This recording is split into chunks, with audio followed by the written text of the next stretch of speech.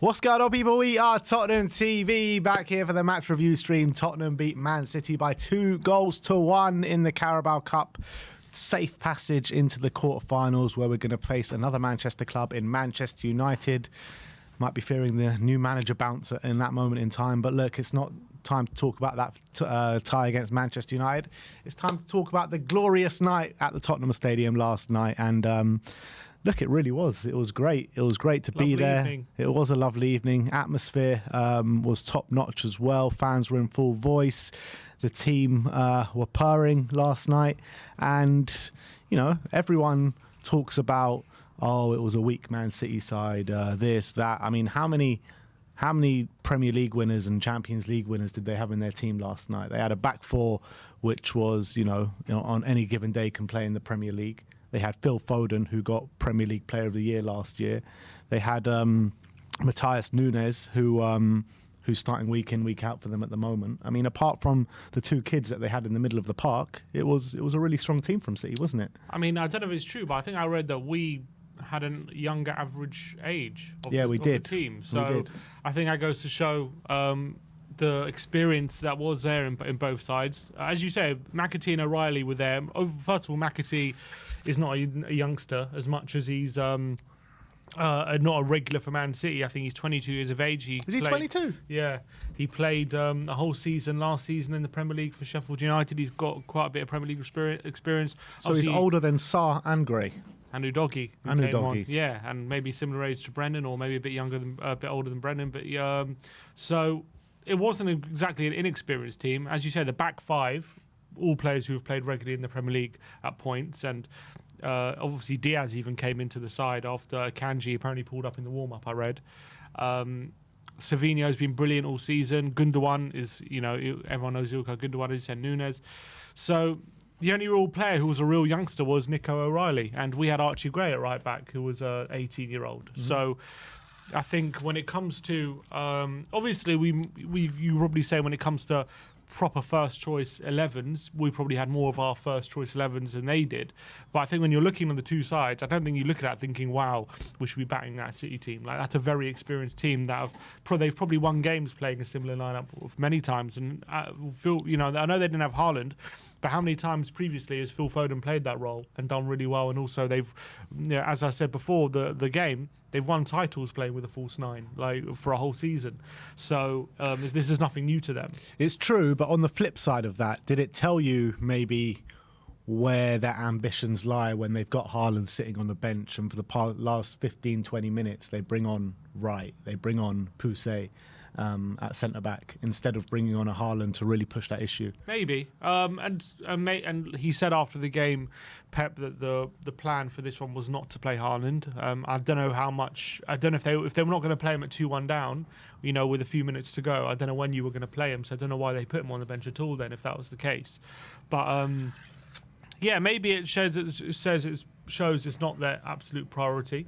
But we have big players like Porro was on the bench. Maddison didn't play at all for 90 minutes as well. So we also had a few big players who didn't play for us as well. So I think I wouldn't say like the teams were even. Maybe our team was slightly stronger, but I'm actually looking at it here now. Average age of the City team, 26 years of age. Average age of Spurs, 24.8. So we had a younger team out there than Man City, probably more inexperienced than Man City's team. So I don't think like we played Man City C team is my point. No, definitely not. And people, I'm hearing like a narrative to beat Spurs fans with like, how you celebrating so hard? All you did was beat a Man City C team. I mean, how can a Man City C team have John Stones, Ruben Diaz, Nathan Ake, Phil Foden, Savinho, Gundogan, Rico Lewis? You know what I mean? That's not a C team. Exactly. And maybe you could argue City have had a lot of injuries anyway, so that made their squad a bit weaker. But who they bring off the bench? People like Bernardo Silva came off the bench. Kovacic and Gvardiol came on at half time. Came on at half time. Big players for them.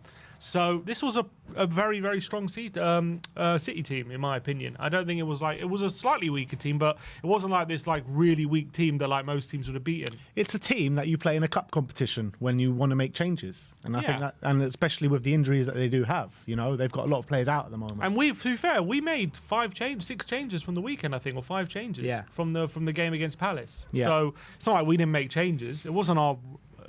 You can say it was a stronger team, but it wasn't exactly like our proper first choice 11. As I said, 5 changes. Maybe that goes to show how strong our squad is. Yeah, because Timo comes in, Pape comes in, Rodrigo comes in, Archie Gray and Dragoshin all come in to the starting lineup who weren't there on against Palace. So I guess you could even, if you go through the lineups, who was actually missing more first team, because we had Son missing, we had Porro missing. You could say Basuma's potentially there, Maddison as well. Udogie didn't start, although he came on after 10 minutes, but he didn't start.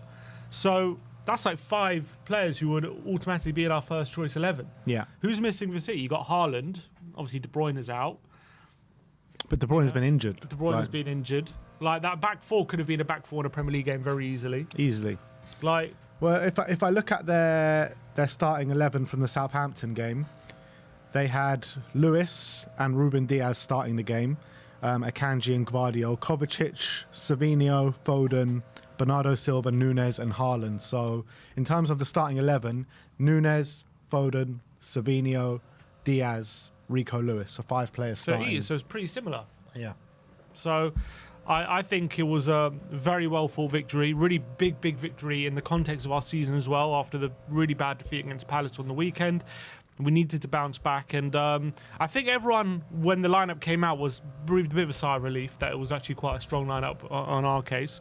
I think although when the lineups also came out for City, you're like, did Pep lie in the pre-match, But I didn't know how much weaker he could have gone, really, though, with the injuries that he has in the squad. Yeah, I mean, look, they did bring on people like Jacob Wright, Jamar Simpson-Pusey, Alpha. They had some guy called Farid Alpha.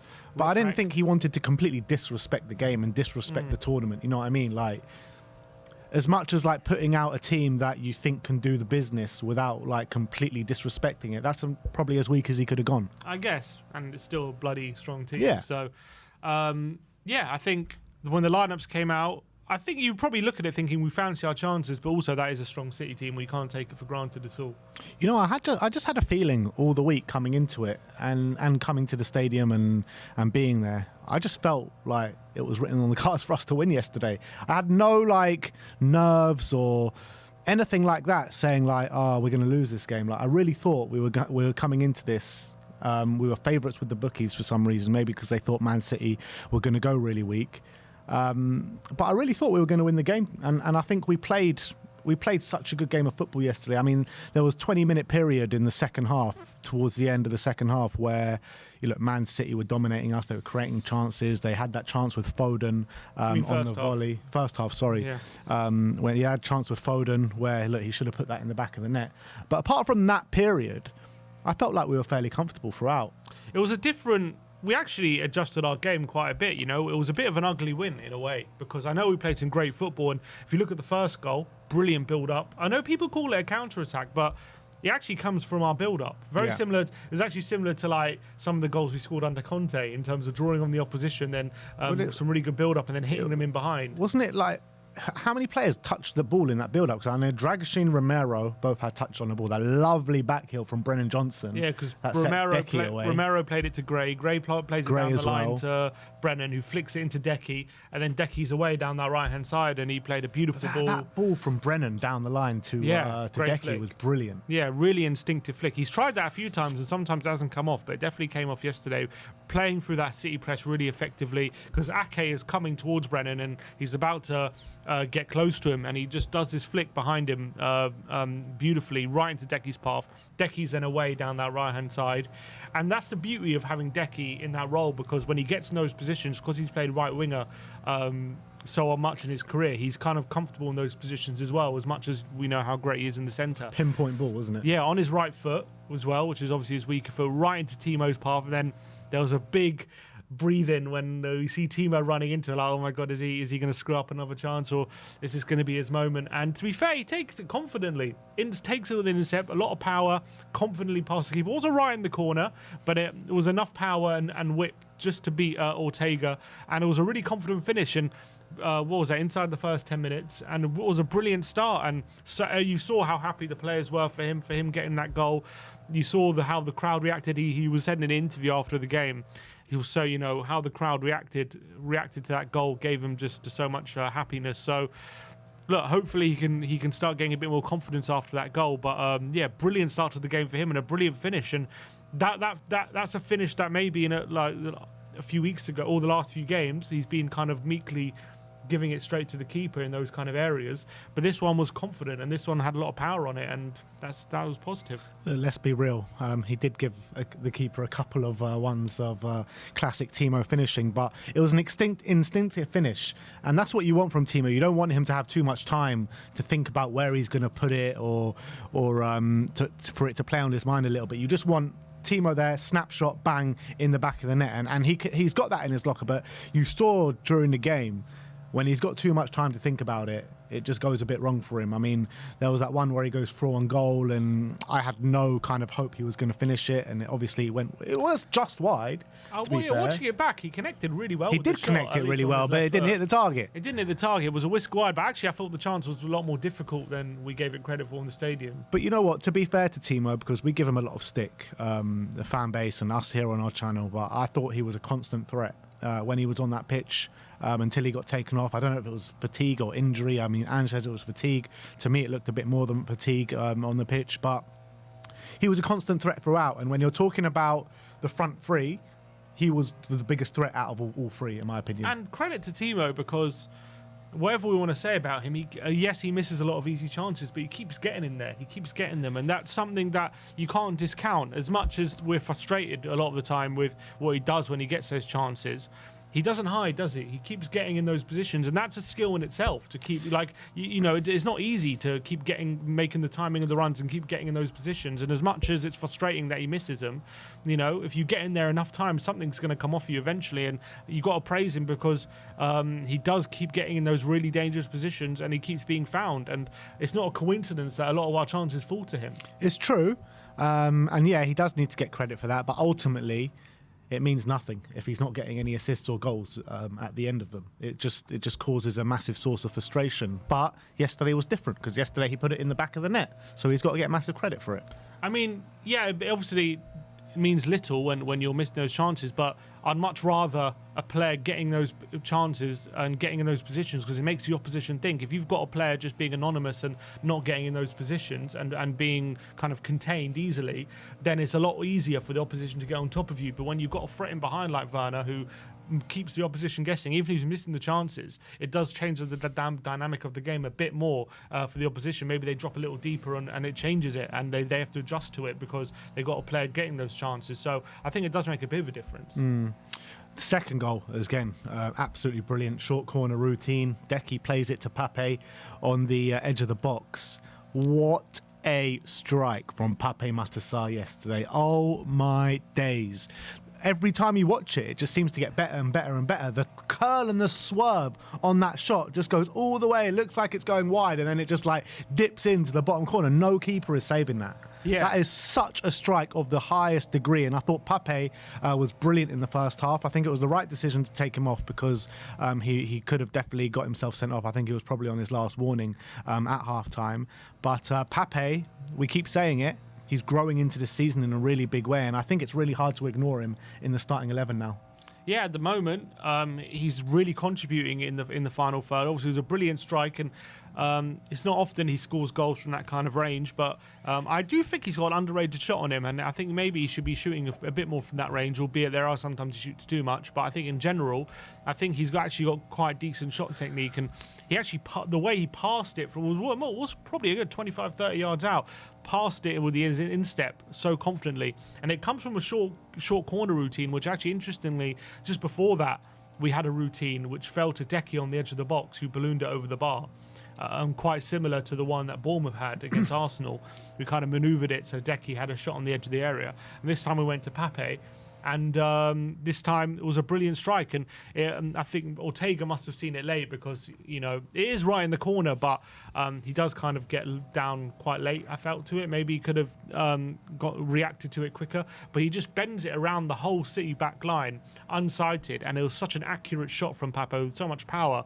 And it was an excellent strike. And yeah, he's in great form, and it was a brilliant way to go 2-0 up. And we needed that because after that goal, City then started, dominating a bit in that last goal. They did. They definitely stepped it up. They were piling on us. We were dropping deeper and deeper and deeper.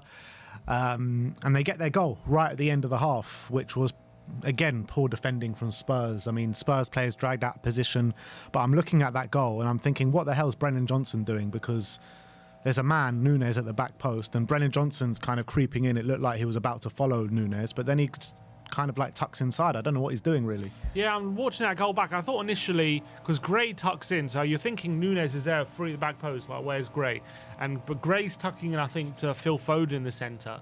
And then I was like, okay, so why does he have to tuck in? Where's Romero? And then Romero looks like Romero's not watching, he's kind of ball watching again, Romero. But then I saw another angle, and actually there was a player in front of him, not directly in front of him, but like to his right, who he was looking at, who was going to be free if the ball placed to him. So Romero's on him. Gray's then tucked in, I think, to make Foden, and that leaves Nunes completely free. Yeah, Brennan Johnson switched off. It should be his man, but should our left winger be marking the opposition's left winger in the box? So yes, at times it has to happen, like yesterday, but it's a constant problem. And if you're relying on our winger to be a defender in the box, I understand if it was their fullback there, that's Brennan's man, but if it's their left winger, why does it keep happening that they've got a man free, and a lot of the time it's the opposition winger in the box, and the fullback is forced to tuck in? And if you're relying on our winger to be a defender in the box, then you're going to concede goals. Yeah, look, that's completely spot on, but in that moment in time, Brennan should sense the danger where Nunes is clearly there, Brennan's coming back to defend, but I don't understand why Brennan, instead of going to the back post to Nunes where he's completely free, where Romero and Gray are picking up two other players, why is he going into that central area and not just drifting out wide? Yeah, he switched off, and he wasn't taking... Look, if it was his responsibility, then he wasn't picking up, especially with a minute to go, or 30 seconds to go till the break. You just make the run, you dig in for the team, and you get a clean sheet going to half-time, and all of that changes the dynamic of the game, because they got a goal back, and all of a sudden their momentum can shift. Luckily it didn't, but Brennan, very disappointing that he let his man go, and Nunes obviously got the goal. But as we say, it's a constant problem, that back post, and that was pretty much the same goal we concede. It's a goal or chance we've conceded many times under Ange in his tenure. It's a goal that in our last home game against West Ham, pretty much a carbon copy, down the right, couldn't stop the cross coming in, and that time it was Kudus, and this time it was Nunes.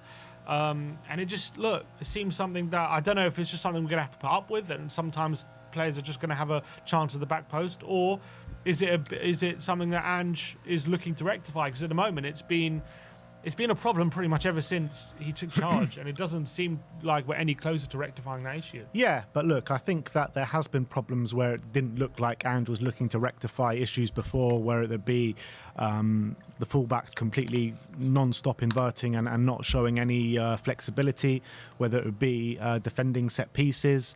And Ange just kind of like just brushed those things off in press conferences and interviews and stuff like that, but they have been rectified. So I believe that Ange will look to rectify it. It just hasn't been at the moment. So, look, I think for what you want to say, we defended really well yesterday for the most part. We did. And as you say, so Van der Ven goes off after 10 minutes, which very frustrating with that hamstring. What I don't understand with this Van der Ven thing, why the hell did he play the game? Like, there was a video clip of him coming out before the game for training. It looked like he's walking gingerly. He's touching his hamstring. And then 15 minutes into the game, he goes off with a hamstring. I'm like, how mad can it be? Yeah, surely someone had to look at that, see that. I don't know whether he didn't make it known, because obviously it came out. It was the video was out in the warm up, and it could be just one of the things he's feeling it, but he definitely did touch his hamstring when he's coming out for the warm up, and maybe that's because he felt something or what. Look, for me, Van der Ven should be smart enough to know that he's had hamstring problems before, and we've seen it with before players. Akanji, literally in this game, felt something in the warm and just said, you know what, I think it's too risky for me to play, and they put in Diaz. And Van der Ven should have made it known if he did feel something before the warm up. Look, I'm feeling something here. I think I shouldn't risk it. Unfortunately, we didn't. Then he actually had a good start to the game, and then that was a big challenge on Savinho 10 minutes in, and that was the end for him. He does a really good sliding challenge on the touchline, and I remember we were looking at it. He felt it, and he was like trying to see if he can like run it off, and then after like a minute, he was like, no, you know what? I felt something. I need to go down. I'll say even before, just sit down, Van der Ven, and get him off because we don't want to risk it, and then he did that. Very frustrating. And also, not only is it a problem for him, but also it's now becoming a problem for Udogie because he's pretty much playing every game at the moment because we didn't sign a backup left back in the summer. We've left ourselves short. Well, we got Spence. It's just unfortunate that he's injured. Yeah, I guess, but he's not an actual left back anyway. But he is injured, and he's our backup left back. But obviously, at the moment, how many times has Udogie had to come on in the first 10 minutes in this season? I think that's the second time, wasn't Carabao, he came on. This time he came on. I think in another game. Did he not come on in another game? Anyway, he's having to play a lot of football at the moment, and I'm just worried about overdoing him because we know. I think last season we overplayed him way too much, and we got a lot more games this season. And we overplayed him a lot last season. He was starting to really suffer for it late in the season. Got an injury, and his season ended a couple months early. And you could always also see. About a month before that injury came, his performances weren't the same because we were relying on him too much. So I just hope we find a solution to that. Tim Anton says Reguilon is there. I mean, maybe we have to go to him because at the moment we're relying very heavily on Udogie, and that's a bit of an issue. But so Van der Ven obviously went off, which was frustrating. Udogie then comes on, who had a fine game, albeit didn't stop Savinho for the goal. And then 5 minutes into the second half, Romero comes off. And looked like he wanted to carry on, though. He did. He was trying to tell the bench, I want to carry on. But Ange said that at half-time he was considering taking him off because there's a bit of conflicting reports. Some say Ange said he was tight, some say tired. So I'm not sure what word he used, but either way. After the game, he used the word fatigued. So maybe he was tired. So after 5 minutes, Ange said he just had a gut feeling that it was the right decision to take him off, put Davis on, move Dragoshin to right centre-back, put Davis left centre-back and go that way. And so we end the game with Gray, Dragoshin, Davis and Udogie. And albeit Man City also brought on a few youngsters at that point, you're still looking at that thinking, how are we going to hold out for a good part of 40 minutes? And Romero was having a blinder, wasn't he? He was brilliant. He was having such a great game, and it was such a shame that he had to go off at the point because he was having a phenomenal game, and it was really just leading that back line well. And as we pointed out, Dragoshin playing out the back wasn't too comfortable, and I actually thought defensively he was fine, but yeah, out the back he just doesn't look so comfortable with the ball at his feet, does he? He just looks a bit awkward. And when Romero goes off, who was playing some beautiful passes to Decky in between the lines and stuff like that, you're wondering, we're already having a few problems playing out the back, even with Romero there. With him off now, with that and defensively, are we going to be able to hold the City team 40 minutes? But we dropped in low block. We were very, very organised and concentrated. And apart from the chance from the corner they had late in the game, they had very little chances in that second half. Yeah, absolutely. And that corner, by the way, that was a game-saving block from Yves Bissouma. I mean, what a block that was. Bloody hell. Right on the line, right place, right time, dived in. You've got to give him credit because if that goes in, we either go on to lose the game or it goes to penalties, and it's a lottery at that point. So you got to give massive credit to Bissouma. I want to give credit to Archie Gray as well, because I thought Archie Gray was getting cooked a little bit in the first half by Núñez. Núñez was really... I think he did him quite a few times in that first half, but I think he didn't let that kind of overawe him, did he? He stepped up in the second half, and I thought he ended the game with a lot of credit in the bank. Yeah, and I think as he grew into the game, he was getting more confident. He did something really good late in the game as well, where City were on a counter, and he did a very clever tactical foul, a very important time, showing maybe his awareness of the situation. That was a really important moment. And we don't do that enough, do we, as a team? No, like these tactical fouls. We don't. But yesterday, I think we, if you look at the stats, I think we made like 17 fouls compared to 17 to 6. Yeah, to 6. So I think maybe yesterday was evidence of us doing a bit more tactical fouls. We've got a few yellows as well. But, Archie Gray, I thought, had a really solid second half and definitely upped his game. And I see a lot of people, he's not a right back, all this. Yes, we want him to play centre mid going in the future. But first of all, is he ready to play centre mid right now? Especially with the players that we got at our disposal in that area. Is he getting in that position? Probably not. And, he played a lot of his appearances last season were at right back, and especially the way we play our fullbacks. Like, they have to be very comfortable in central areas. That's exactly what Gray is. And I think his composure on the ball, his composure definitely helps in that position. He did get cooked a couple of times on the wing, but I still think, you got to remember, he's still very new to the team and to Premier League football and football at this level, especially playing against a team like Man City. It's obviously going to be difficult. He's going to have some difficult moments. So the guy's 18. To say this guy can't play right back, he's not a right back, and I don't want to see him there ever again, like, as if he can't improve in that position. Like, people need to. I liked what I saw from him in the second half. Yes, he came under pressure and got done a few times in the first half, but he learnt from it and he got a lot better in the second half. So as long as you're learning and progressing, I've got no problem with that. Yeah, and it's always going to be a learning curve for someone like Archie. But talking about the second half, as you said, we defended very well, but I thought we actually attacked really well as well. We created the best chance in the game by far. Yeah, like the first chance came from Werner running through a beautiful ball from Solanke outside of the boot over the top for Werner. And at the ground, it seemed like an easier chance than maybe it was when I saw the replay back at home, because at the ground, he's obviously got oceans of space to run into, but he does have three defenders running back on him. He's got to keep his pace, he's got to keep the ball away from him, and he's got to get in a position to get the shot off with half the pitch to run into. So it's actually, and I thought he actually did really well to keep the ball and keep ahead of the defenders and get in a position. I thought the strike was actually not bad. It was a whisker wide, really unlucky, but I actually thought he did quite well in that situation. I think most, apart from maybe Son, I think most other players probably don't even get a shot off in that situation, in my opinion. So, in our squad anyway. So, credit there, but unfortunately, obviously didn't get the goal. We then had a chance from Decky, beautiful ball from Brennan down the line to Decky, who's then similar position to where he got the assist for the first goal. But instead, this time he kind of, I think, this occasion, I think in the first half, Ruben Diaz came across, so he just played the ball across. This time, Diaz held his position, waiting for the ball. So Decky just decided, I'm just going to take this on myself. And, good effort, but forced a good save out of Ortega. Could he have, watching the replay, could he have laid off to Solanke? Yeah, I think Solanke got a run on his defender, so he probably could have. But I don't understand why he took the shot, because they left him for the free shot. And if they're going to leave you, then there's always I think it's not always a bad option. But it was a hard angle to score from, though.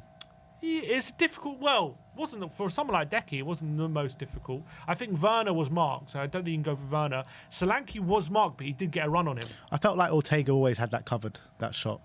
Depends how good the shot is, and the shot wasn't perfect, but I don't think it was the worst option to shoot from there. They left him to shoot. If you're going to leave someone, then sometimes you're going to have to take the shot to show that they can't leave you. So next time they come across, I guess if you're going to work on like percentages, it was probably a higher percentage chance of us scoring if he does play it to the back post with Solanke. Yeah. Then we had another chance, this one from Brennan. This one started from Timo on the left-hand side. He gets down the left, threatening, gets the ball across. Decky just misses it, but it falls to Brennan on the back post. He then gets a shot across the face of goal, and Ortega makes another good save, fingertipped it wide. And then Richarlison comes on, and Gavardio plays a sloppy throw straight through to Richarlison. He has to take it first time, because I think Ruben Diaz is putting a slide challenge in, or Rico Lewis, one of the defenders, is getting a slide challenge in, so he takes it first time. But the area he was in, was on a plate for him. He just has to pick out a corner, and it's a weak finish on his left foot, and he just hits it straight out Ortega. It's just a poor strike. It wasn't even like a good effort, and that would be frustrating for him. But I actually thought Rishi, I know maybe people are focusing on that miss, and that's why people I see on social media saying he didn't have a good cameo because of that miss. But I actually thought he did a really good job for the team when he came on. I mean, if you're judging his 3 performances since coming back, this was head and shoulders above those 2 performances prior to this game. I thought he's looked rusty. He's looked not really at it in these opening 2 games that he's played. But yesterday, I thought he was aggressive. Hold-up play was brilliant. He was winning the ball back. He was taking on his man as well and beating them. So apart from that finish, I think everything else he did was really good. I was really happy. I mean, we were speaking about it in the stands, weren't we? About how impressive Rishi actually was. His touch looked just a bit sharper. There was that moment on the left wing. He just I don't know if it was a number, but he slides it past, I think it was Rico Lewis, really impressively, and gets down the left. I thought he was quite threatening down the left-hand side, as much as he didn't really do anything when it comes to crosses or shots or anything. But he was just getting in good positions. He was being a threat. He was being a nuisance. Good hold-up play, winning fouls in certain situations as well. And I thought defensively did a great job just coming back, helping out Udogie as well when they were getting down, especially when Bernardo Silva came on. He did a really good job just mucking in for the team. So I thought it was a really good cameo from Richie. Yeah, it's kind of just like exactly what we needed at that moment in the game. 2-1 up, trying to close it off, and Richie came on, and he was just a real handful to deal with for those Man City players. But we need to talk about Bentancur, man, because Bentancur was brilliant yesterday. I really believe that. It was the midfield yesterday, I think, that stood us ahead of Man City yesterday. When you're talking about Bentancur, Bissouma coming on for the second half, Pape Matar Sarr, and Dejan Kulusevski. Bentancur, Sarr, Bissouma and Kulusevski ran their socks off for the team last night, and they just, all of them, showed real quality, didn't they? And that was the key area, because obviously that's the area. They've got McAtee there, they've got O'Reilly there, and we can dominate that area as much as they're going to have possession. If we can win possession in good key areas in the middle and spring on them, which is what we did, then that's going to be a good way forward. And that's exactly what happened. And I thought, as you say, I thought Bentancur so disciplined. I thought getting such great positions positionally, defensively, to make sure that Man City were not getting any joy centrally. The only joy they did get was out wide, because centrally they just couldn't play through us. Because Bentancur's position, Sarr as well, obviously he got booked, so Bissouma came on. I've seen a bit of conflicting reaction to Bissouma's performance. I thought he played really well in general, but there is a case to say could he have been sent off, and maybe he was a bit lucky. Yeah, I think that was a case to say Sarr could have even been sent off as well in that first half. Sarr as well, because he was making a lot of fouls, especially Bissouma made quite a dodgy foul on a yellow. The referee waved play on and definitely gave Bissouma a last warning, so a bit lucky on that occasion. But I did think having him there next to Bentancur really helped solidify that middle, and he was winning the ball in such great areas as well. And what I like about Bissouma and Bentancur a lot of times, when they win the ball in those tight areas in the middle, they win the ball on the edge of the box, they don't just smack it clear like maybe other players in that position might do. They try to get it to a position where we can actually maneuver the ball forward, and that takes a lot of composure and that takes a lot of presence of mind, and that's what they're very good at, and that's what those kind of players give you, because we know that Bentancur and Bissouma are very good in those tight areas. And when you're being when the opposition are coming on you and they're bearing down on you, and look, you're obviously on the back foot, they're very good at winning the ball back, but not just smacking it clear, but actually looking for a Solanke or one of the wingers and actually having the technical ability to pull that off. And that takes a lot of composure to do. Yeah, it does. And the thing is about the Bissouma and Sarr situation, like, whatever you want to say about their performances, I personally believe they had a good performance, but I have seen some conflicting reports on Bissouma, as you have. But both of them were involved in match-defining actions in the game. Sarr scores the winning goal with the highest amount of quality, and Bissouma with that goal line save literally on the goal line. It was like a very high percentage that was going to go in. So you got to give them respect, and you got to give them the credit that they deserve for coming up with those actions within the game. But in terms of the overall, obviously, we got that clearance off the line from Bissouma, brilliant. We end up winning the game 2-1, but what was really great yesterday was... And by the way, for that corner where Bissouma had to do, Vicario didn't cover himself with much glory, did he? I mean, I've watched it back so many times, and I still don't know what he's doing. I honestly have no clue. I actually thought Vicario did really well in general yesterday. I thought his distribution was brilliant. I thought some of his passing into Solanke and Udogie was really, really great, and it relieved a lot of the pressure off us. But in that moment, I'm not sure. Did he have a save to make in the game? I think he made one save. Did he? I think maybe it was an easy save. Yeah, from Nunes, it was straight at him. So it was, in terms of defensively, I think it goes to show how well we defended. But I think the overall picture of yesterday, why it was so pleasing, I think, for a lot of Tottenham fans, is because we kind of won in a different way than we are used to winning. Just before you get into it, let's bring up the stats. If you bring up the phone, just show you how different this was to every other game that we've pretty much played this season. So 68% possession, 32% possession for us. And you look at the average positions. Yeah, that's it. If you look at the average position as well from Spurs, look how deep we are. Yeah, I've never seen Romero and Dragusin so deep before on the pitch, and it got me thinking, like, was this an instruction from Ange? Was this by design, or was it because how good Man City actually are on the ball? Yeah, I don't know if it was designed, but I think maybe the team adapted to the situation. I think Spurs always tried to play their football. I remember it happened a few times when under Pochettino. I remember like when we played like Madrid in the Champions League when we beat them, and we won the game 3-1, and we were playing a lot more counter-attacking, deeper football on that day compared to how we usually play, like high pressing and stuff. And Poch was asked about it after the game. He was like, was that a specific tactic, or did you team adjust? He said, no, that's just what Madrid force you to do sometimes, and sometimes you got to adapt to the situation. And the team dropped deeper, but I never asked them to. That was just how the team adapted, and I think maybe that was the case yesterday, and I think Andrew will be pleased with that, because I thought we did the fundamentals defensively much better than.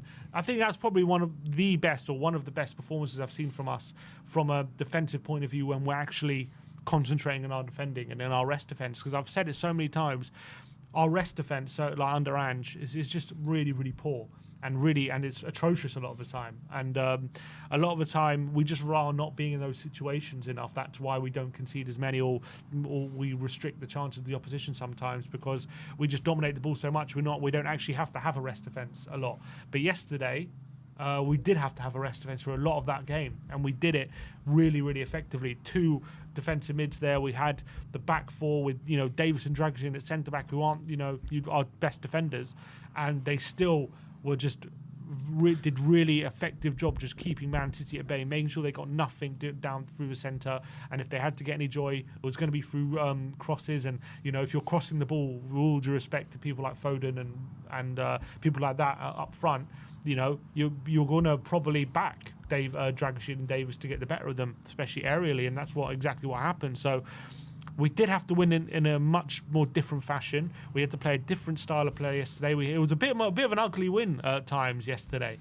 But I think Andrew will be pleased with that, because especially after the defeat against Palace, where we didn't fight properly potentially, and it was we didn't show the other sides of our game. I think we did do that yesterday. Maybe this side is learning. You think of go back to the Brighton game when we were 2-0 up, and then second half we got completely done by the opposition. And maybe if we would have brought in on someone to partner Basuma in that game, it could have been very different. If we played like we did in the second half yesterday against Brighton, maybe that result would have been very different. So maybe Ange is learning, maybe he's adapting. All these things, like he only has one style of play and all this stuff, maybe he's showing a different side to us. Yeah, I really hope so. But I think when you're looking at the progression of Spurs and, the fallout of the Crystal Palace game, the Brighton game, this and that, I mean, it just carries on a similar theme. Like we're making our home stadium to a bit of a fortress. We really are. We're knocking teams away. I mean, apart from the Arsenal game, which I still believe that we deserved a little bit more out of it than we actually got, or maybe we didn't deserve, but maybe Arsenal didn't deserve as much out of it as they got. So if you put that game to one side, we've battered every other team that have come here, and now we've beaten a Man City side in the Cup. So I believe that we are making this place into a fortress. For me, where the question lies and where the question is the mentality away from home, and we need to see us make a step in the right direction away from home on a consistent basis. And then I think you can really say that this team is on the massive upward trajectory. Well, look, you can't just take home games for a given, and we were winning these home games and winning them impressively. And that's something to, that I think we need to give praise to the team for. And I think that in general, even the way we are winning at home does show progression, in my opinion, and shows an upward trajectory. The away form, obviously, it's a bit more difficult to handle, and teams have different kind of motivations, and sometimes teams are more up for it and all this kind of stuff, and that's something we've got to get right. But it's as much, when I look at the performances and stuff away from home, Palace in second half against Brighton aside, I think in general, it's not been too bad as much as we haven't gotten the results that we would have liked. I don't think the performances are awful. So I think it's still something that obviously needs a lot of work, but I do think it's also something that I can see where we're heading away from home, and we just need to start getting more consistent results, and we need to start turning up a bit more, because sometimes this season we're just a bit too weak and a bit too easy to play against. And obviously Ange has to sort that out, and obviously until that happens, there's people going to be on his back about the away form for sure. But as long as we're winning these games at home, that's still a big positive. Yeah, look, I'm very happy with the away form, and I give credit to Ange for creating the kind of atmosphere at home where, I feel like we can give anyone a game. I think we can beat anyone at our stadium now. That's how much of a credit and a testament to Ange of how he's brought us up in this home in our home stadium back in N17. It's just we need to start seeing, obviously we're not going to start seeing as dominant performances or as dominant results at home as we are away, because that's just the nature of how Spurs have always been. We've always been a much stronger home team than we are away team, but we need to see better results away from home. Like 4 wins in the last 12 months is clearly nowhere near where we should be. So yes, performances in the early part of the season away from home did get a bit better. Newcastle was a good performance. Leicester, we should have got more out the game.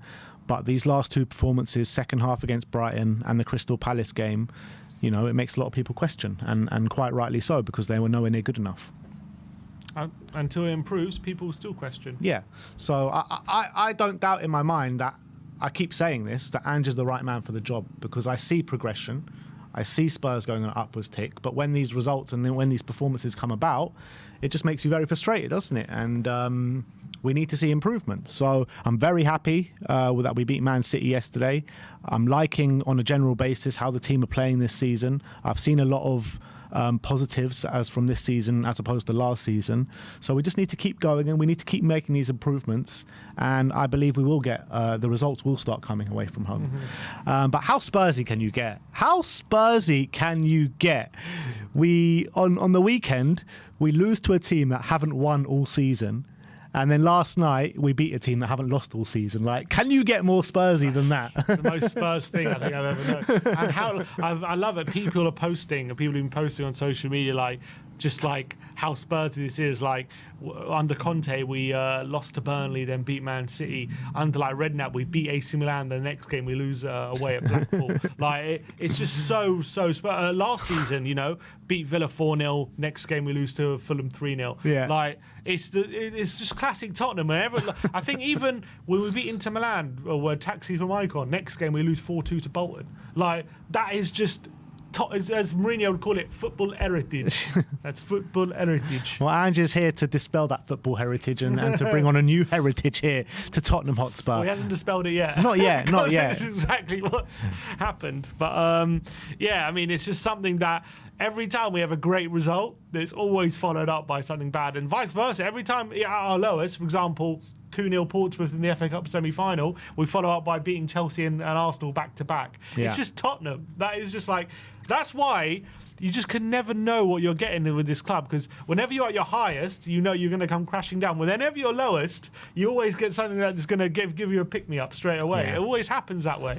Well, having said that, massive win against Manchester City. Big game on the weekend, isn't it? Villa at home. With a few injuries. Van de Ven's probably going to be out. We don't know about Romero, Timo. After such a strong wing, I want to say, I just said it a few minutes ago, I back us to beat anyone at home. But just because of the Spursy factor of us beating Man City, we just have to go there and beat them, because we can't afford to go any further down than them in the table, because there's a bit of a gap appearing. Well, it's 4 or 5 points at the moment, I think. So if it goes 8, it's not a great situation. No, it's not great. I still think we could overcome 8 points, but 8 points is still a significant gap, and you don't want it to get that much. But look, Villa, as much as I think Villa are a really good team, and it's not going to be easy, the games that we've had against Villa under Ange, and when we've gone head-to-head with Unai, I think we've been the better side on both occasions. I know they beat us at our stadium last year, 2-1, but that game should have and could have gone in a very different direction, and we had a much depleted team as well. And we should have won that game. We should have been 3-0 up by half time. But, on classic Spurs, we missed a bunch of chances. And they scored right on the stroke of half time to make it 1-1. And then they went on and won the second half. But Villa Park, we played them and we battered them 4-0. And that was a very impressive display. And that was, that was a really, really one of our best performances under Ange. And that showed what we can do against Villa. So, as much as Villa are going to be a strong team, don't get me wrong, I'm not taking them lightly whatsoever. I think they're a really, really good team and definitely big rivals for us when it comes to top four for sure. I think them coming to our stadium, especially with a much better team than we had last year, I think we can beat them. I do really think we can beat them. Yeah, I mean, look, like I said before, I back us against anyone at home. But the reality is that they're going to be more rested than us because they played a completely changed 11 yesterday, went out the cup to Crystal Palace. But anyway, this ain't a Villa preview. We're going to get into that tomorrow. But that is your Spurs-Manchester City match review. Spurs are into the next round of the cup against Manchester United in the quarterfinal, which takes place in December, bang in the middle of Southampton away and Liverpool at home. So that's another game added in December, which adds to the mad fixture pile up in December. Yeah, and that's why we need to manage the squad. But let's have to wait and see what the news about Van der Ven is. We don't know, obviously, anything about Van der Ven yet, but all we can say is it doesn't look as bad as the Chelsea one, where he clearly was in absolute agony and maybe something must have ripped or he must have heard it rip or tear because he had to be carried off and that was a much worse situation. This time it's more like he felt something, he went down. So is it a tweak? Is it a pull? We have to wait and see. Let's just hope he hasn't torn it. Well, there is this tweet from the physio scout, some sort of football injury analyst on Twitter, and he says that it was either tightness or a moderate hamstring strain. Tightness would sideline him for less than a week, and a moderate strain would be 2 to 4 weeks. Well, if it's 4 weeks, with the international break coming up, that probably means only 2 games missed. So. Yeah, which including Europe 3, but yeah, he should 2 Premier League games. Yeah, which means he'll be back for the City away game in the league. Which is not the end of the world. I'll take that right now if you offer that to me. So would I. So, yeah, let's hope that he's right. And look, after the game, Van der Ven was on the pitch celebrating. Yeah. So it's not like, he was in agony and couldn't move. He was walking around the pitch like freely. Yeah, and when he went off the pitch, he looked like, he was in absolute distraught of what happened. But maybe it wasn't as bad as he thought because, as you say, he was smiling. I know we won the game and stuff, but you would have thought he would still be a bit upset if it was a really bad injury after the game, and he seemed to be okay with it. And as you say, he wasn't getting treatment. He was back out with the team, so maybe it wasn't as bad as we feared. Albeit he did go off after 15 minutes, so he had a long time to get treatment if he needed it. Potentially, I don't know. I don't know how long you need to treat these things. Let's go through these members' chats. First of all, from the Jorical member for 44 months, Jory. Big up yourself. Come on, Jory. He says, no matter the coach, Spurs have always been the best on the break.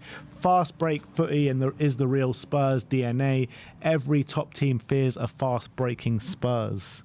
Yeah, and I guess under Poch that was similar. And this season we definitely look at our most devastating when we're in transition. When the likes of Son and Brennan are in transition. So I do think there's some truth to that.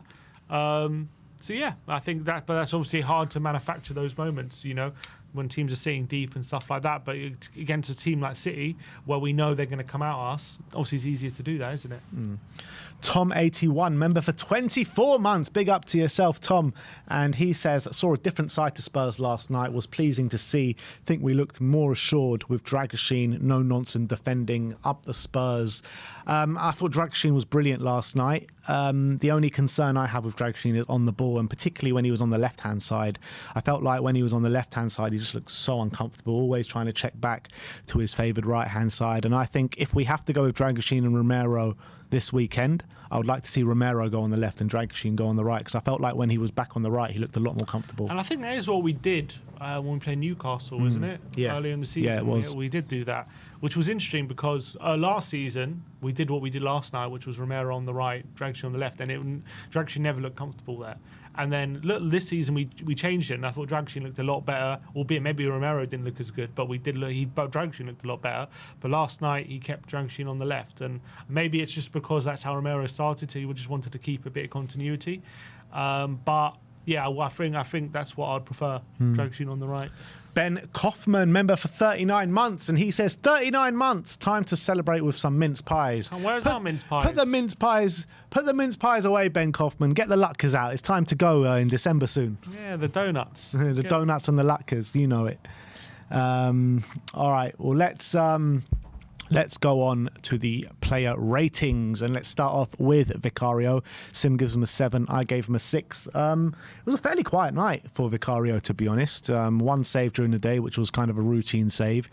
He did flap at one corner, which Basuma had to spare his blushes with saving on the line with a brilliant challenge from him. But yeah, not much in there from Vicario, to be honest. Yeah, it was actually, given how many shots Man City had, it was actually quite a relatively quiet day for him. He only had to make one save. But I think where he really earned his money for me, why I gave him a 7, was I actually thought his distribution really good. 7 out of his 12 long balls were accurate, which is a good stat for a goalkeeper, especially when the passes from him were quite effective into Solanke and allowed us to get up the pitch. And it led to some opportunities as well. Obviously, Solanke had to make a lot of them, but I thought his distribution much improved. And yeah, look, he didn't have to make too many saves, but I thought obviously the corner wasn't great, and I still don't know what he was doing. I've looked at the back of it so many times, and he's just in no man's land. Maybe he just thought before the corner, I'm coming for this no matter what, and it was a bad decision because it nearly cost us a goal. But I think his overall game was actually pretty decent. If Bissouma doesn't spare his blushes there, you're probably giving him a 5. I'm marking him down for sure, yeah. So he's lucky in that sense. But let's move on to Radu Dragusin. 7 all round for Radu. Stepped in admirably well. I think from a purely defensive aspect, I thought he was brilliant. No nonsense defending, crushing into challenges. It was on the ball where I had a bit of it. He looked really nervy on the ball, particularly in the first half when he was out on the left. Once he moved out to the right, I did think he looked a lot more comfortable, which gives me a lot of positive thinking to go into the next game with him. He has to be on the right, in my opinion. But from a purely defensive standpoint, I thought he was brilliant, and he's getting a lot of plaudits for his performance yesterday, and quite rightly so. Yeah, and I was pretty happy with him. Big game, big opportunities, show what you can do. And I thought he did pretty well overall, and I thought as well, most of that second half, he's being partnered with Ben Davies, and against a really good Man City side, he's got to be the main centre-back, kind of physically in the penalty area, dominate and marshal that back line, albeit Davies was doing a bit of that as well. But very happy for him. But as you say, on the ball just looks still quite awkward. The passing forward not as crisp as the likes of Romero can be, albeit didn't make too many big mistakes playing out the back, which maybe he has done previously. Just looked nervy, but still just looked awkward. Yeah, looked nervy. Just didn't look comfortable playing the ball forward. Always looking for the easy option. And yeah, that's something he just needs to improve on. Yeah. Next up, we're going to go to Cuti Romero. 8s all round for Cuti, and I thought he was brilliant. I remember just saying to you halfway through the game, I mean, Romero's just gobbling up everything today. Tackles, interceptions, blocks, clearances with quality. I mean, I thought he put in his... I thought that was his best display of the season. I really thought it was that strong.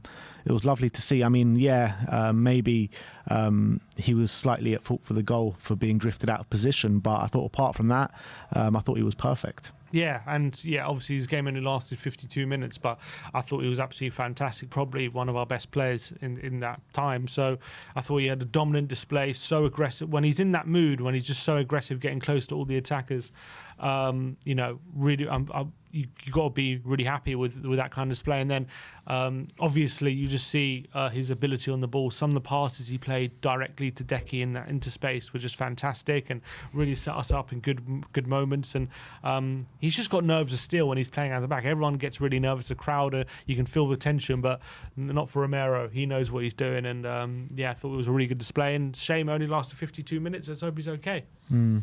Let's go to Mickey van der Ven. Tim gives him a 7. I gave him a 5. Only lasted 15 minutes, going off with a hamstring strain. I'm not sure why he started the game, because you saw him clearly holding his hamstring in the warm-up before the game. But look, he only lasted 15 minutes, so there's not much to judge. But I guess he won his duels and put in a few challenges. But yeah, not much in there to talk about. Yeah, I've obviously made that one challenge on Savio, which was brilliant, and he started the game in confident mood. Unfortunately, it was cut short due to that hamstring strain or whatever it was, or the feeling in his hamstring. So, hope he's okay. Let's just hope it's not too bad. But I thought when he was on the pitch, he played really well, but it was only, as you say, 15 minutes? Yeah. Archie Gray next. Sim gives him a 7. I gave him a 6. I felt like he was a bit out of his depth in the first half. I thought Nunes was, I wouldn't say destroying him, but getting past him quite a few times, let's put it that way. So I thought he did look a bit out of his depth, but second half was a massively improved performance. He learnt from the first half and he delivered. So got to give him credit for that second half performance. Yeah, and I think he really grew into the game. I think as soon as he got comfortable in that position, with what Man City were throwing at him, I thought he started to excel, started to do some really nice build-up stuff down the right-hand side, play some really nice balls to Brennan and Decky as well, and obviously was involved in the build-up for the goal with a nice ball down the line to Brennan, who flicked it down to Decky. So did improve, made a really good tactical foul near the end of the game as well, which stopped Man City on the counter-attack, which is really, really important. Yes, Nunes gave him a tough ride at times yesterday, but how much actually came from that side when it came to shots and goal and stuff like that? Not much. And I thought he was part of quite a good defensive unit. Obviously in the goal he gets tucked in and loses Nunes. Don't think it's completely on him, but I think the organisation was a bit wrong at that point. But I thought in general, I think it was a decent performance from him. Yeah, Rodrigo Bentancur, Sim gives him a 7. I gave him an 8, which carries on his good form this season, in my opinion. I thought he was such a key cog into the reason why we looked so hard to play against yesterday. I mean, he was full of running, he was full of aggression. I mean, how many challenges and interceptions he was putting in that middle of the park, always thinking forward as well, Rodrigo Bentancur. So I was so impressed with his performance, and he was winning the majority of his duels as well against the Man City side. So big up to Rodrigo, because he put in another really good display. Yeah, top display from Bentancur. What I like about him when he's in these positions, he's just very, very disciplined, and he knows what areas to pick up and cover. And sometimes when Basuma's in those positions, he can go wandering a bit. And I think Bentancur always gives us a presence in that position when he's there, and I thought he did so much great covering. I thought he did so much great work on the edge of the box, helping out his defenders as well, making sure Man City were just there was no way through that central area, and I thought he did a really good job for the team. So well done, Rodrigo. Decky up next. 9s all round for Dejan Kulusevski, and he responded to most definitely his worst performance of the season against Crystal Palace, with an absolutely brilliant performance here at Man City. We said it before the game, he loves playing against Man City, and here's another bit of evidence towards that. Ends up with 2 assists on the day. First one was a brilliant assist for Timo Werner across the face of goal. The second one was a nice pass out to Pape Sarr, and Pape obviously did what Pape did, which we'll get into in a minute. But I thought apart from those 2 assists, I mean, he could have ended up with 3 assists if he decided to pick out Solanke when he decided to take the shot on. But I thought he was so aggressive, always taking the game to Man City. When he's in that kind of mood, like he has been for pretty much every game this season apart from that Crystal Palace game, he's just so hard to handle, and Pep was talking about him after the game, saying what a great player he is. So I can't wax lyrical about Decky enough this season, because since moving into these central areas, he's just too hot to handle. Yeah, and he picks up all sorts of positions which the opposition struggled to deal with. And on the day, 4 key passes, which goes to show how creative he was and how many chances he was creating. He had that chance as well, which he went through, and his effort was saved by Ortega. And what I love about Decky in this position, because obviously he's so great centrally and picks up such great areas, and he's so strong, so he's so hard to shuffle off the ball, but as well when he goes wandering over to the wing, like he did for the first goal, because of his time as a winger, he knows how to deal with those situations as well, and he could be really effective in those situations. So it makes him even more hard to deal with. And I like how he interchanges with Brennan, and he can go out wide and help him out, and then he can cut inside and create chances as well, which he did do in that second half. I think he put one on for Timo, who shot over the bar, and he's just such a nuisance for the opposition. But I thought he did a lot of great defensive work. But a lot of the reason why we were able to sustain attacks against Man City and explore that space was a large part to Decky and what he provides going forward. And he just goes from strength to strength. Another 2 assists for him and another brilliant performance. Pape Matar Sarr, 8s all round for Pape, only lasted 45 minutes. He was on a booking and he made 4 fouls on the day. So, I mean, I think he was on the verge of getting sent off if he wasn't.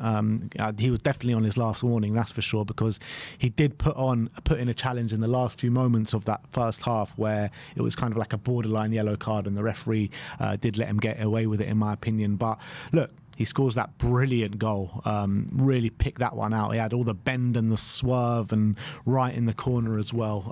Proper top quality from Pape Matar Sarr to find the net from that area.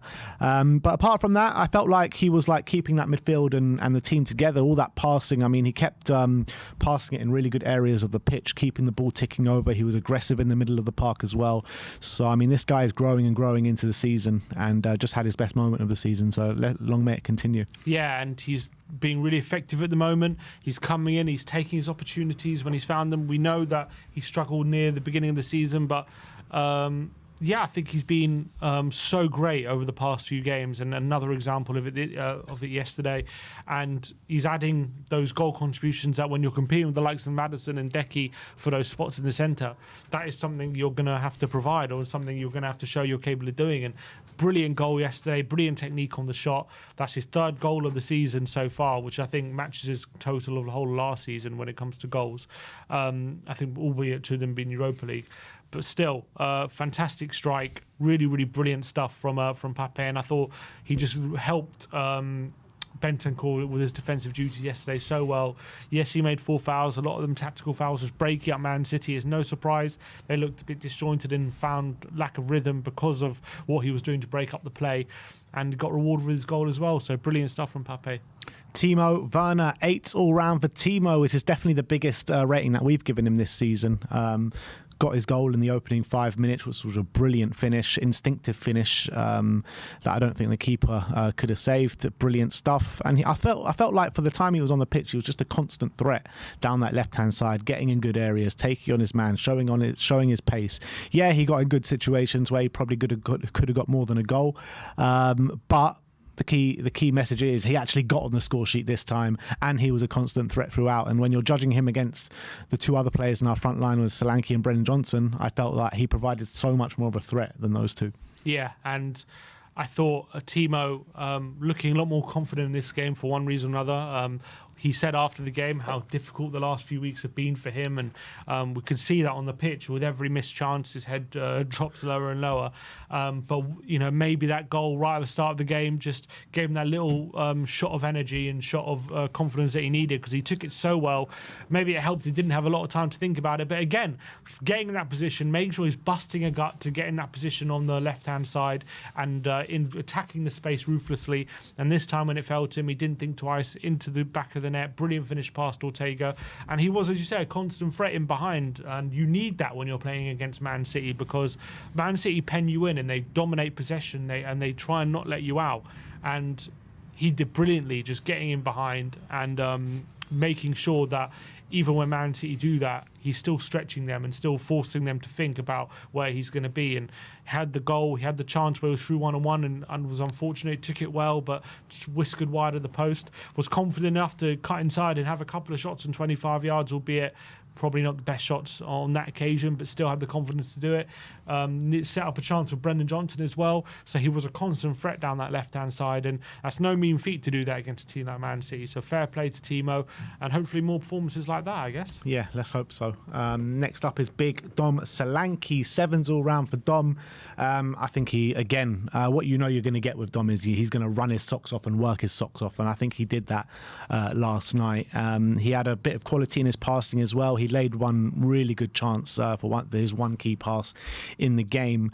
I think he offers us so much, Solanke. He really does when he drops deep and his build-up play and his aggression and his pressing. But the reality is, as a number 9, for his past 4 or 5 games, he hasn't got a shot on target. And I would like to see him become a bit of a goal threat where he really hasn't been. Maybe if Kulu plays it to him in the back post, I'll be changing my tune a bit today. But the reality is, in the last 5 games, he hasn't had a shot. Yeah, and that is something to, I don't know whether it's something you're worried about, but it's definitely something to note, because we got Solanke, 19 goals last season, poacher in the box. That is, we expected he would be always a goal threat. At the moment, he's doing such a great job for the team, and you see what he offers. The amount of times Vicario just goes direct to him, he's able to keep the ball and get it on his chest like it's Velcro onto his chest, and he just able to keep the ball. The brilliant through ball to Timo Werner, who should have scored probably with his chance as well, shows he's still got that all-round game, and he's still providing such a great work for the team that it's worth having him on the pitch even if he isn't a goal threat. But the fact is, he's a striker, and we need him to be a goal threat in every game. We can't, as much as he's doing great work for the team, we need him to be getting in the box and getting shots on goal as well when he can. So that's something we need to work on. That's something we need to get more service into him in good positions. But I still think he's earned his spot in the team as long as he's playing in this all-round way. Brennan Johnson, the last of the starting 11. Sim gives him a 7. I gave him a 5. I felt like he wasn't in the game maybe as much as he should have been, and maybe he has been in the past. The stat reads he only got 17 touches throughout the 70 minutes he was on the pitch. Look, he made a couple of good runs and had a couple of shots on target, which is a credit to him. But I felt like for the most part, he wasn't making maybe the runs to the back post like we know he has been doing in recent weeks. Yeah, I think he played all right. I think obviously involved in the first goal, brilliant flick down the line to Decky, which was good. Obviously, there was one effort he had, which was a kind of a volley straight down the keeper's throat. He had another effort from I guess we have the Sonny zone. We might have to call this the Johnson zone on the right-hand side of the penalty box. Drags it across the face of goal. Good save by Ortega, tipping it wide. Maybe not as threatening as someone like Timo Werner was throughout the game, but I still think was involved in enough good moments and provided enough to do a good job for the team.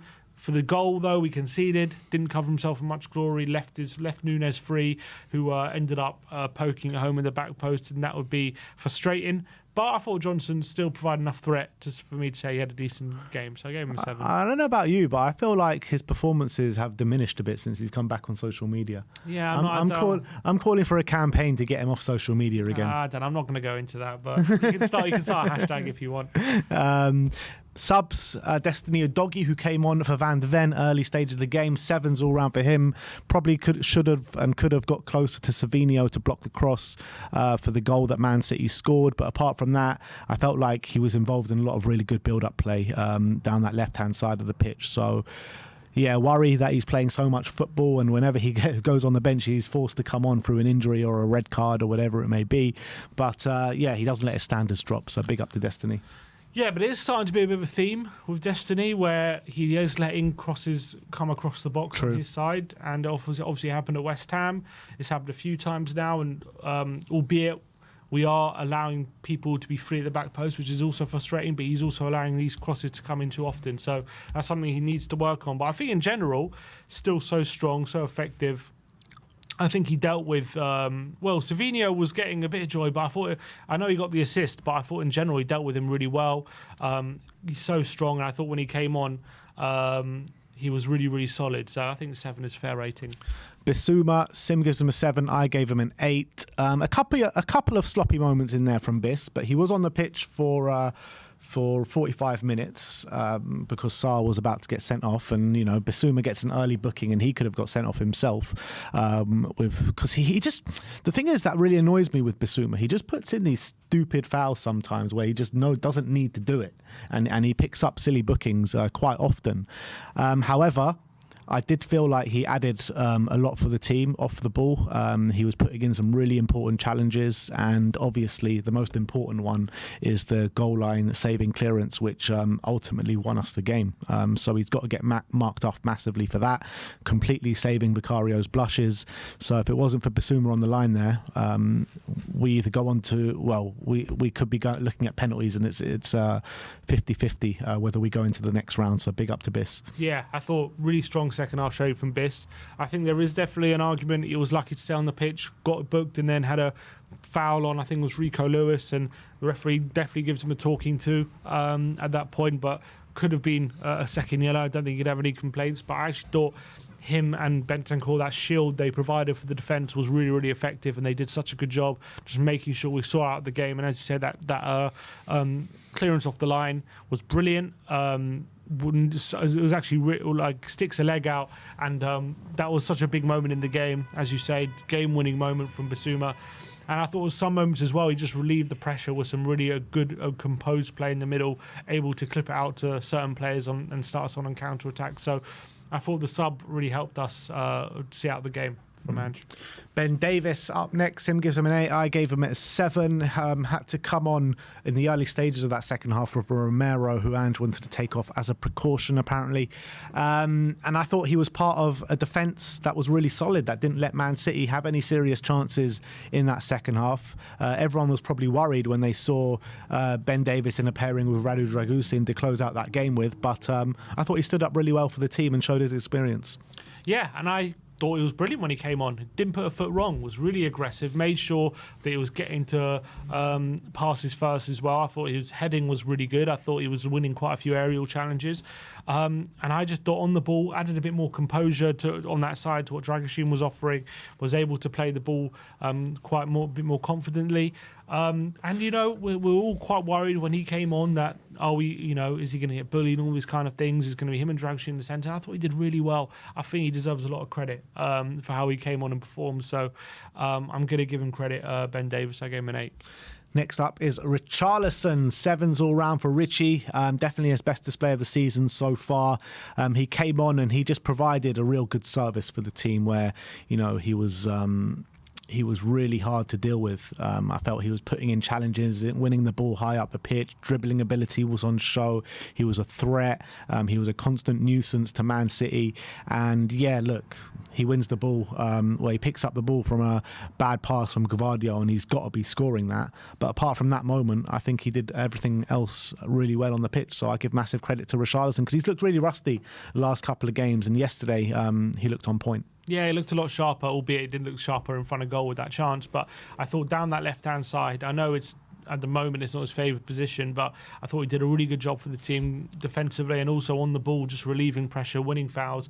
Did a brilliant skill, I think, past one of the City players to get us up the left-hand side as well. So credit to Richarlison. I think, you know, as we know, he's had his injury problems and his season's only just started, so it's no surprise he's looked a bit rusty and stuff, but hopefully that sharpness is coming back now. I think there was evidence of that yesterday. And last but not least of the playing staff, Mikey Moore. Sim gives him a 6. I gave him a 5. Came on for the last 20 minutes. Barely got involved, to be honest. Out on that right-hand side, and he had a couple of touches. But yeah, I mean, he barely got involved. I think the stats read he had 5 touches on the day. So, I mean, there's not much in there. Yeah, but I think most of his good work was done defensively, just helping out Archie Gray when he needed it, and he definitely needed it late in that game. And he did a good job for the team, mucked in when he came on, which is going to be a very important part of his learning curve. And it was just nice to see that in such a big game for us, he was trusted for a good chunk of it. A 17-year-old trusted in this kind of occasion, whereas last season that probably wouldn't have happened, or seasons gone by. We wouldn't have trusted such a young player at such a pivotal moment. And I thought he came on and just tactically made sure that he was helping out Archie Gray and made it as difficult as possible for City to get overloads. Yeah. And let's finish off with the manager, Mr. Ange Postecoglou. 8s all round for Big Ange, and he gets over the line in a massive game against the best team in the country, 2-1. And I think it's the first time under Ange's tenure that we've won a game in this kind of manner, where we're mucking in, really hard to beat. feet, sat deep, was really compact, hard to beat, didn't concede too many chances to a really good side. I thought he made the good changes in the game as well. I thought Richarlison made an impact when he came on. Ben Davies, albeit two of the changes were forced because, maybe Romero wasn't so forced because Romero wanted to stay on the pitch, but look, he made the right decision to take off Romero for a precaution because we need him in the games that we've got coming up. I think he made a smart decision to take off Sarr at half-time because he was probably going to get sent off with one more foul. So I think he managed the game really well. The team managed the game really well, so he's got to get all the credit. Yeah, and a good win, good performance, and I think the team adjusted well, and he's got to be thankful. He's got to be praised for that because the team won in a different way. We showed a different side to us yesterday, where we're able to muck in for a bit and able to be solid and defend deep, and that's what sometimes against a team like City you got to do, and we did that. And that's what a lot of people have been calling for, show a different side to you. But what I liked about it is, as much as we showed a different side, we still maintained a threat. We still maintained a threat going forward. I think sometimes when you look at other teams who have done that and they get praised for, oh, look how they defended. But, you know, sometimes they're forced too far back and they don't concentrate on always maintaining a threat going forward. And I think that was a good balance we showed yesterday. As much as we were deep for a lot of the game, we still made sure that when we got the ball, we were being effective with it and getting forward and creating chances. And that's exactly what we did. And that's really, really great to see. And as you say, makeshift back line, we had to make a few changes during the game where our main defenders went off, and yet we still were able to see out the victory. And I think Ange managed it brilliantly yesterday, and I thought he did really well to get us over the line. Yeah, absolutely. So that is our player ratings.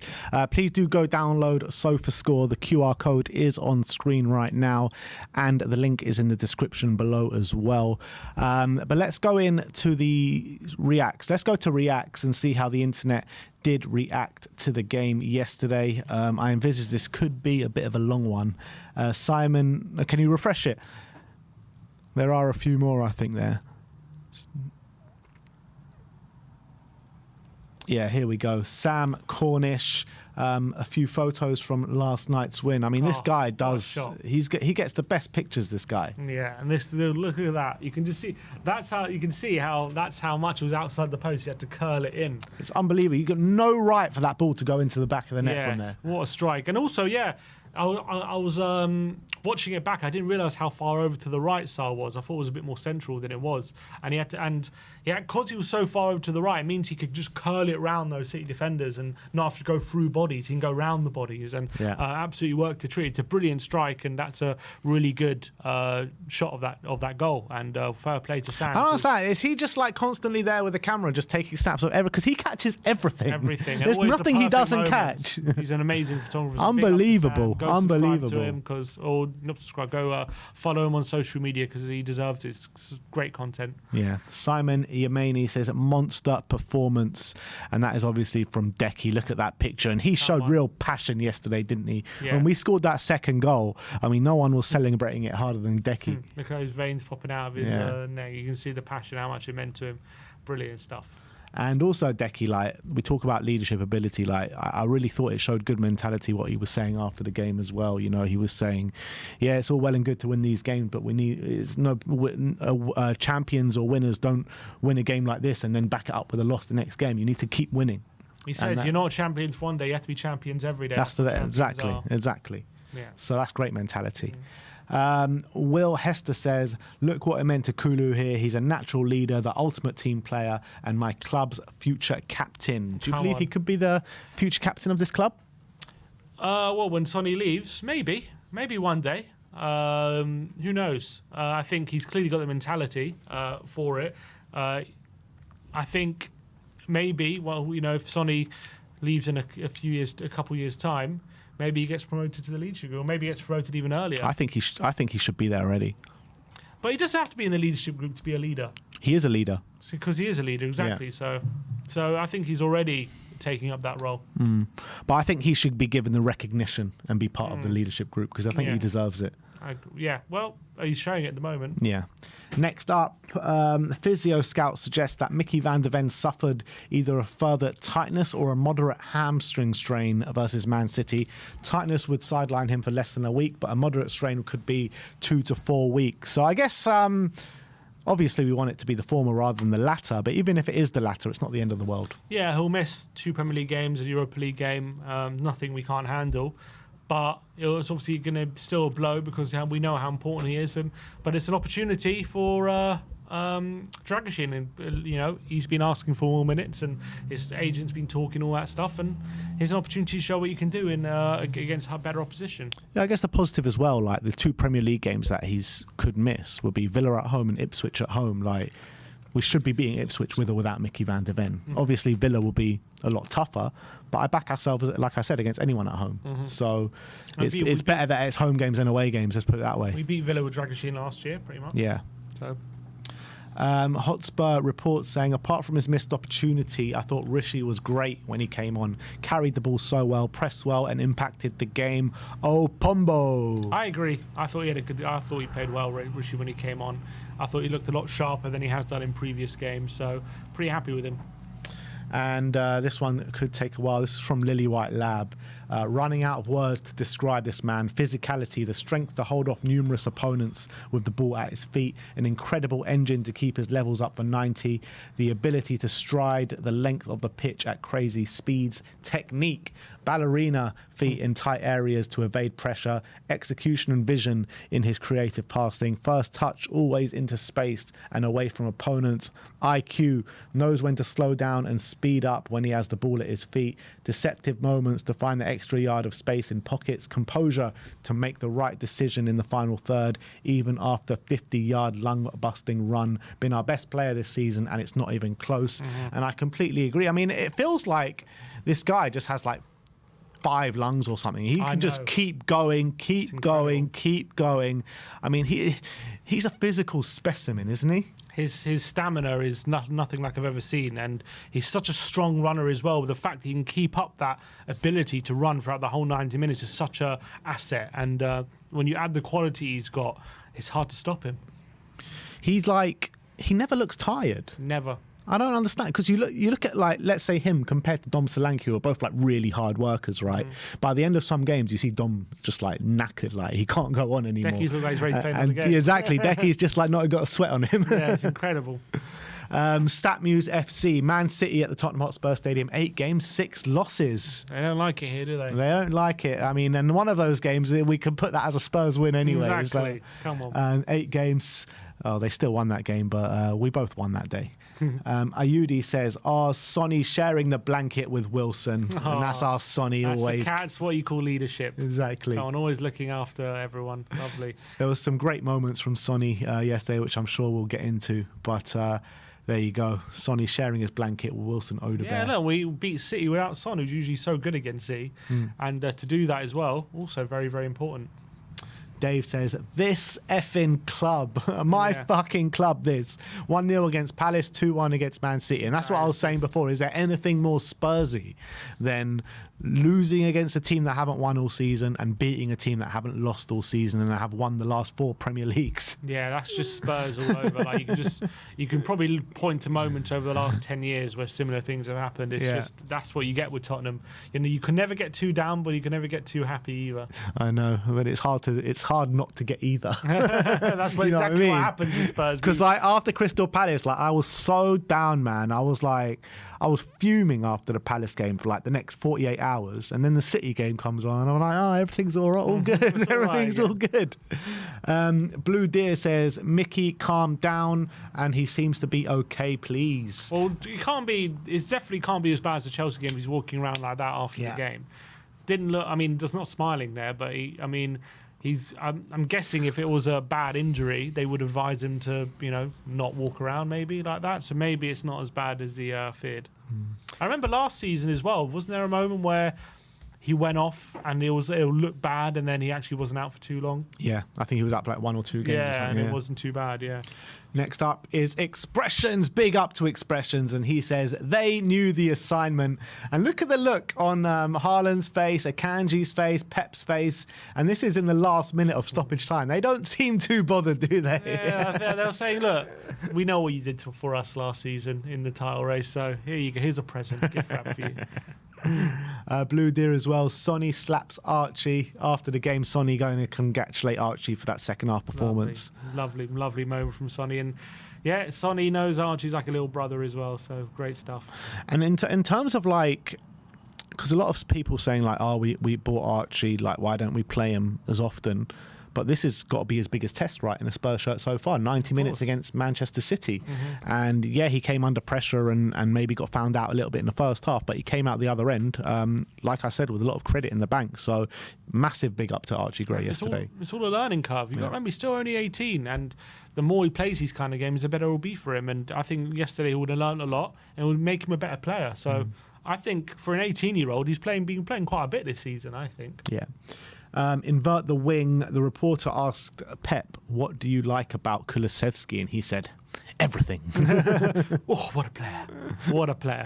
I mean, that takes it back to years ago when we first signed him, and he was like, he was going through the Conte team and he was like, just Kulusevski. Wow. Oh, wow. Do you remember that? Exactly. That's what I'm saying. I hope he doesn't run too much, though. But, yeah, I know he appreciates quality. Yeah, he does. Ayudi showing a clip of Sonny and Rodrigo Bentancur after the game embracing themselves. So clears to see that everything that went on in the summer is definitely under the table. Yeah, I mean, I didn't need to see that to know that, but it's lovely to see anyway after the game. And yeah, really nice moment of appreciation, because Bentancur had a great game, and I'm sure Sonny appreciates that. ONTHFC says, I'm not ashamed to admit it. I openly have a soft spot for another Big Six club. And City fans, good sports, and joining in Freed from Desire after the game yesterday. Oh, yeah. Oh, yeah, look at that. That's so funny. They're like, you know what? They gave us the, let's celebrate for them as well. Come on, see. James Coy saying 1-1. Cheers, Pep and co. Pleasure doing business. Yeah, exactly. Yeah, this is the point. Yeah, they missed that. We missed that chance. They gave us the win. Big up. So I guess it's on as even, and we can go at it at the Etihad in a couple of weeks' time. Well, let's see what the table looks like. Centre goals saying this is Sonny's drip yesterday. Sonny, I like that jacket, to be fair.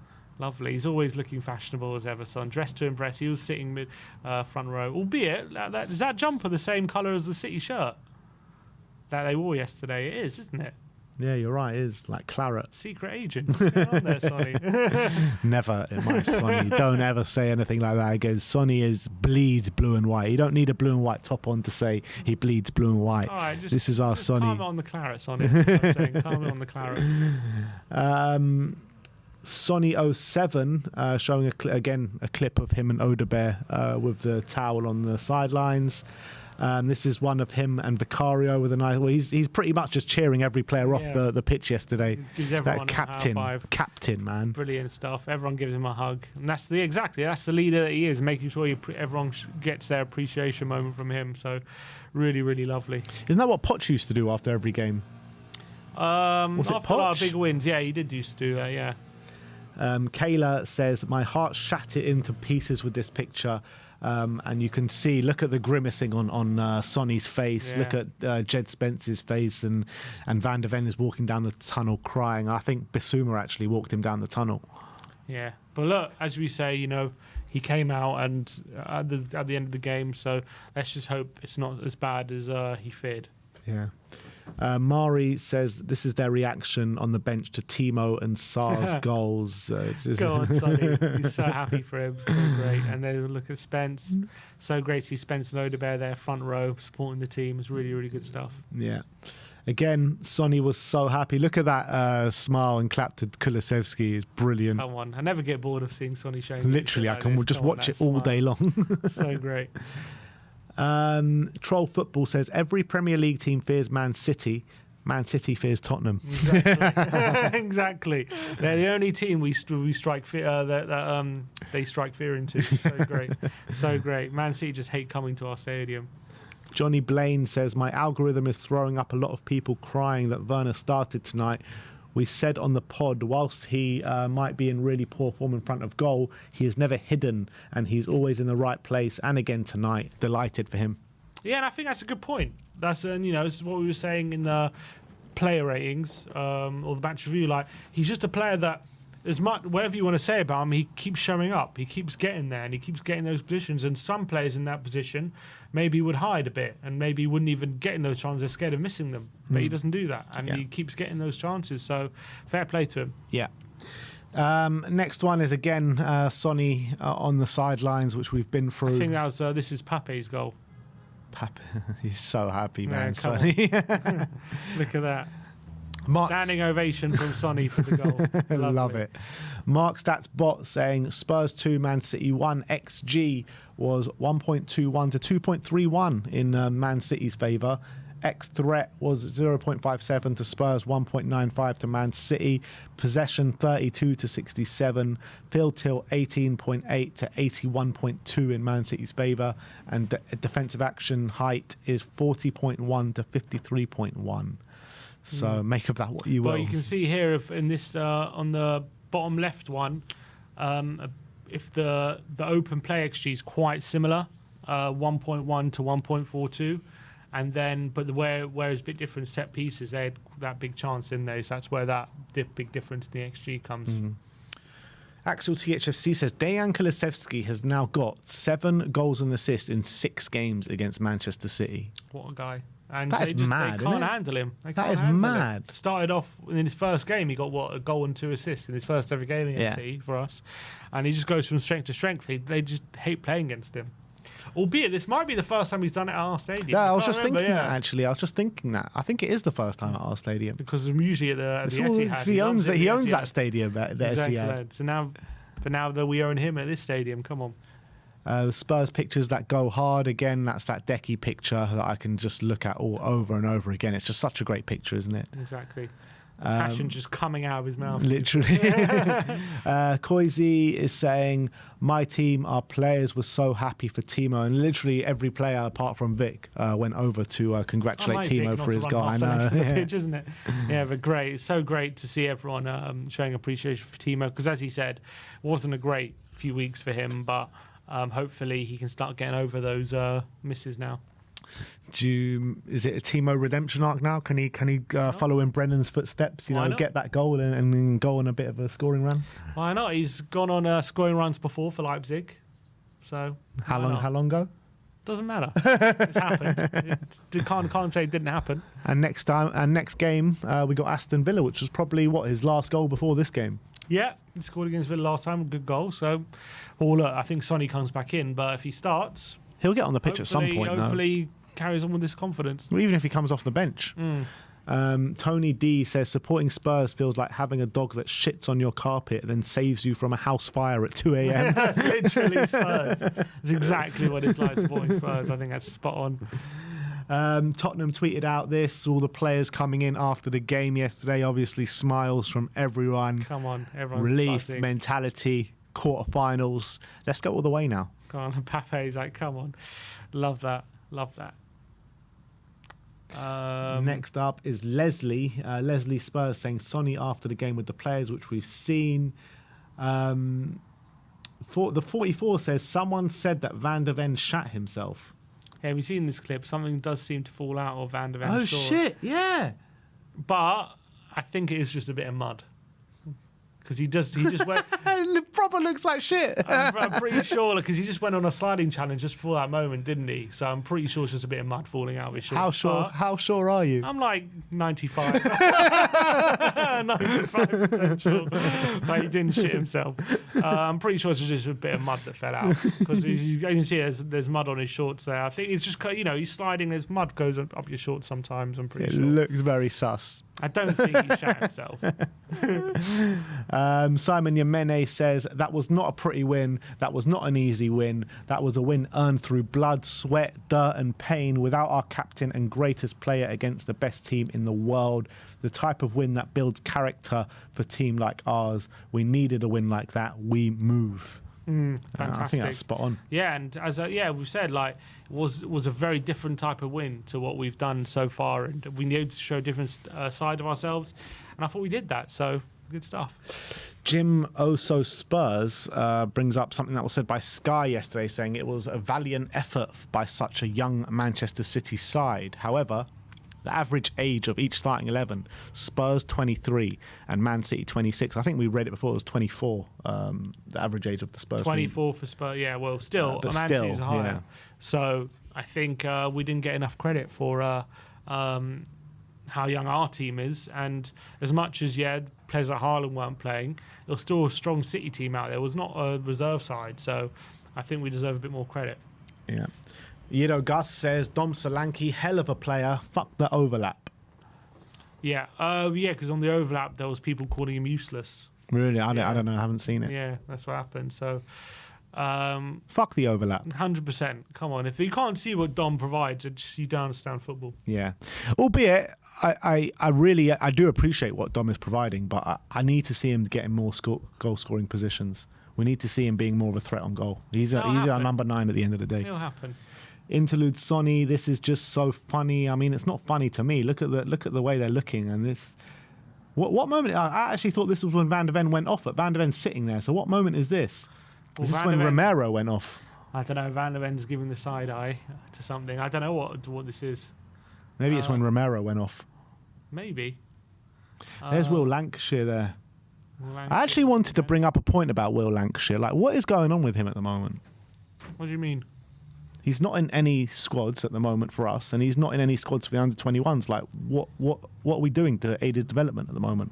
Like, what's going on? We feel like he's too good for the under-21s now. So but he's not getting in the first team squad. It's competitive. Richarlison's back now. So that's what I'm saying. So he needs some football. Maybe he needs a loan deal.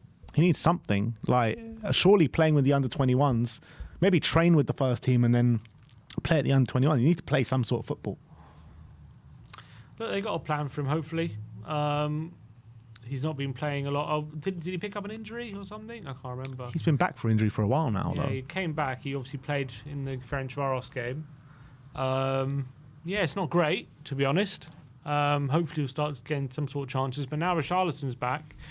It's tough to see him getting minutes because Richarlison needs minutes as well. But, maybe we should be resting Dom a bit more, especially in Europa League. Yeah. I mean, I would like to see him on the bench at least for the Galatasaray game, Will Lancashire. Just don't take Dom at all. Just leave him in England. I wouldn't mind that. Yeah. Billy T says, hand Dragoson's agent the mic. He's earned a waffle session after that performance. 100%. Spurs Watch saying Richarlison has got to score that. Completely true. It's a gilt-edged chance, man. It's... I mean, it's just a weak effort, wasn't it? The fact he didn't even get good contact on it, straight at Ortega, really frustrating there for Richarlison. But, look, maybe it just comes with more time on the pitch. Jake says, Bissouma sub was so good from Ange, allowed Bentancur to shift over and help Gray, who had a much better second half. Grinding out a result like that is what we need to see more often. Those boys put in a shift, 100%. And that was good stuff tactically, I agree, from Ange. And as we say, people give him shit for not changing things quickly, but the last couple of games, at home anyway, he's changed things quickly, hasn't he? Yeah. Simply Spurs. I don't usually win things. I always win things in my second year. And that is obviously the famous quote from Ange Postecoglou. And after beating Man City, obviously it's still early stages of the Cup. We've still got a big game against Man United to play. The likes of Liverpool and Arsenal still in the tournament. But maybe we can, after beating Man City, a few more Spurs fans will start to believe. Well, got Man United next. Yeah. So take each game as it comes. This is before sunrise. It says in Korean, I really wanted to see Son Heung-min moving. And well, there you go. You see you see him moving, not standing still. There you go. Come on, let's hope he's back on the pitch next game. Spurs Watch, a quote from Decky says, I want to show I can be one of the best players in the world. And I think he's showing it at the moment. I think so too. Son_way in Korean, it says Sa hug. Lovely it's moments. a lovely hug. Sarah and Son always had the best relationship. THSC Kieran saying, let's talk about that flick to Kulu though. And we were talking about this in the match review. I mean, that's a great flick. Yeah, really good awareness, right into the path of Decky. You can just stream away. Lovely stuff from Brennan. Who is that? Ruben Diaz as well. I think it's Ake coming over to him, is it? Oh no, Diaz. Is it Diaz? Looks like Diaz, yeah. Oh, Ake's gone over to Gray. Yeah, Diaz. Next up, again in Korean, and it says, hey brother, I'm Sa. You really repay me with soccer. Sonny, thank you for coming to see me today. I thought at the beginning it was like a photo shoot or something for Son. For Sonny. Well, it pretty much is. It pretty much literally. Dan Yidvid says Mickey had a bad injury before joining Spurs, and now that he'll be his fourth separate injury, one long term in 14 months at the club. Considering the way Spurs play, they're going to be forced to buy a backup centre-back with similar profile sooner rather than later. Do you agree with that? Well, I think we all know we need another player there. I think that was one of the big disappointments of the summer. We didn't get maybe even a left back who can play left centre back, one of those kind of players, and we definitely need one of those. So yeah. I think it's no brainer we need another player there. Yeah. Spurs Watch saying Archie Gray is definitely a talent, but he is not a right back for me. Doesn't have the pace to keep up with the wingers at this level. Want to see him given a chance in midfield. Look, just be a bit patient, people. I know he doesn't want to be a long-term right back, but doesn't mean he can't do a job there. And I think he did all right in the end once he had a bit of help from Bentancur. And look, he's still 18. He's still got a lot of growing to do. So, look, maybe he's not a right back, but I think he can still play right back. And he showed it in the second half that he can play right back anyway. This was the moment that I was talking about with Mickey van der Ven before the game. So this is all the players coming out for the training, and then Mickey comes out last. Has a little feel there of his hamstring, you see. Where is... Oh, here he is. Yeah, so Mickey comes out last, a little feel there, and then he just doesn't seem to be moving comfortably either. So maybe he should have made it known, or someone should have noticed, or something, but he shouldn't have started. Little feel. I don't know if we're looking too much into it, but it looks like he has a little feel there. He's literally walking out, holding it. Anyway. Well, if that was... if he knew before, then he should have let the people know. If he and Brian, I was talking to Brian on the way in, and he was reminded me that similar happened at Aston Villa, where at half time, Ange said after the game, there was something with his hamstrings, and then he comes on for the second half and then pulls his hamstring. So there is previous here. Oh, he needs to learn from that. He's still young. Maybe he still feels like I need to just get on the pitch as much as possible, but he's got to manage himself. And last but not least, Chef Supreme says Van der Ven bursting into tears as he entered the tunnel, and Basuma goes to console him walking down. But that is it. That is how the internet did react to the game yesterday. Let me know your thoughts in the comments section below. We're going to go in. We got the 5 takeaways.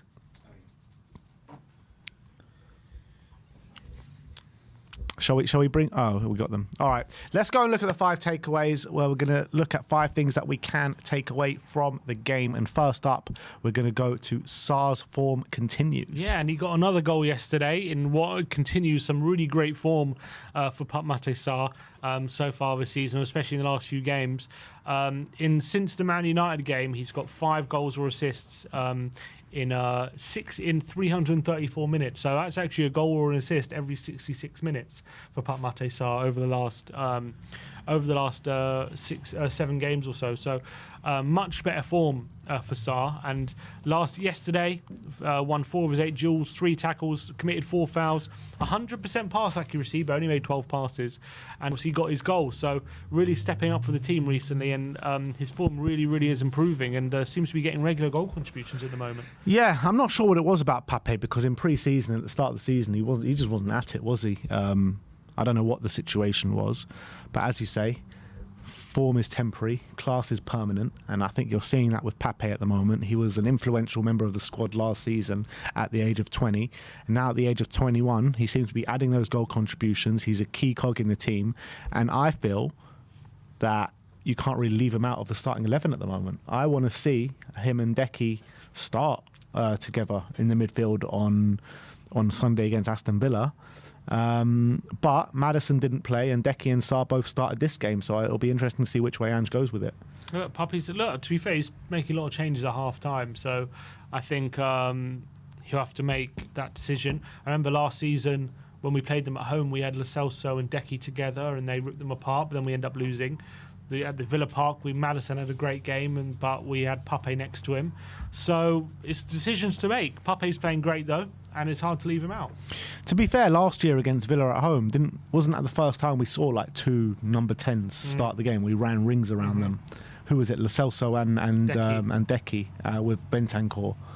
That was Bentancur's first game back. So maybe we do go with Maddison and Decky again, but I mean, I just don't think you can ignore Sarr at the moment. But that's a great headache to have. Number 2, Decky owns City once again.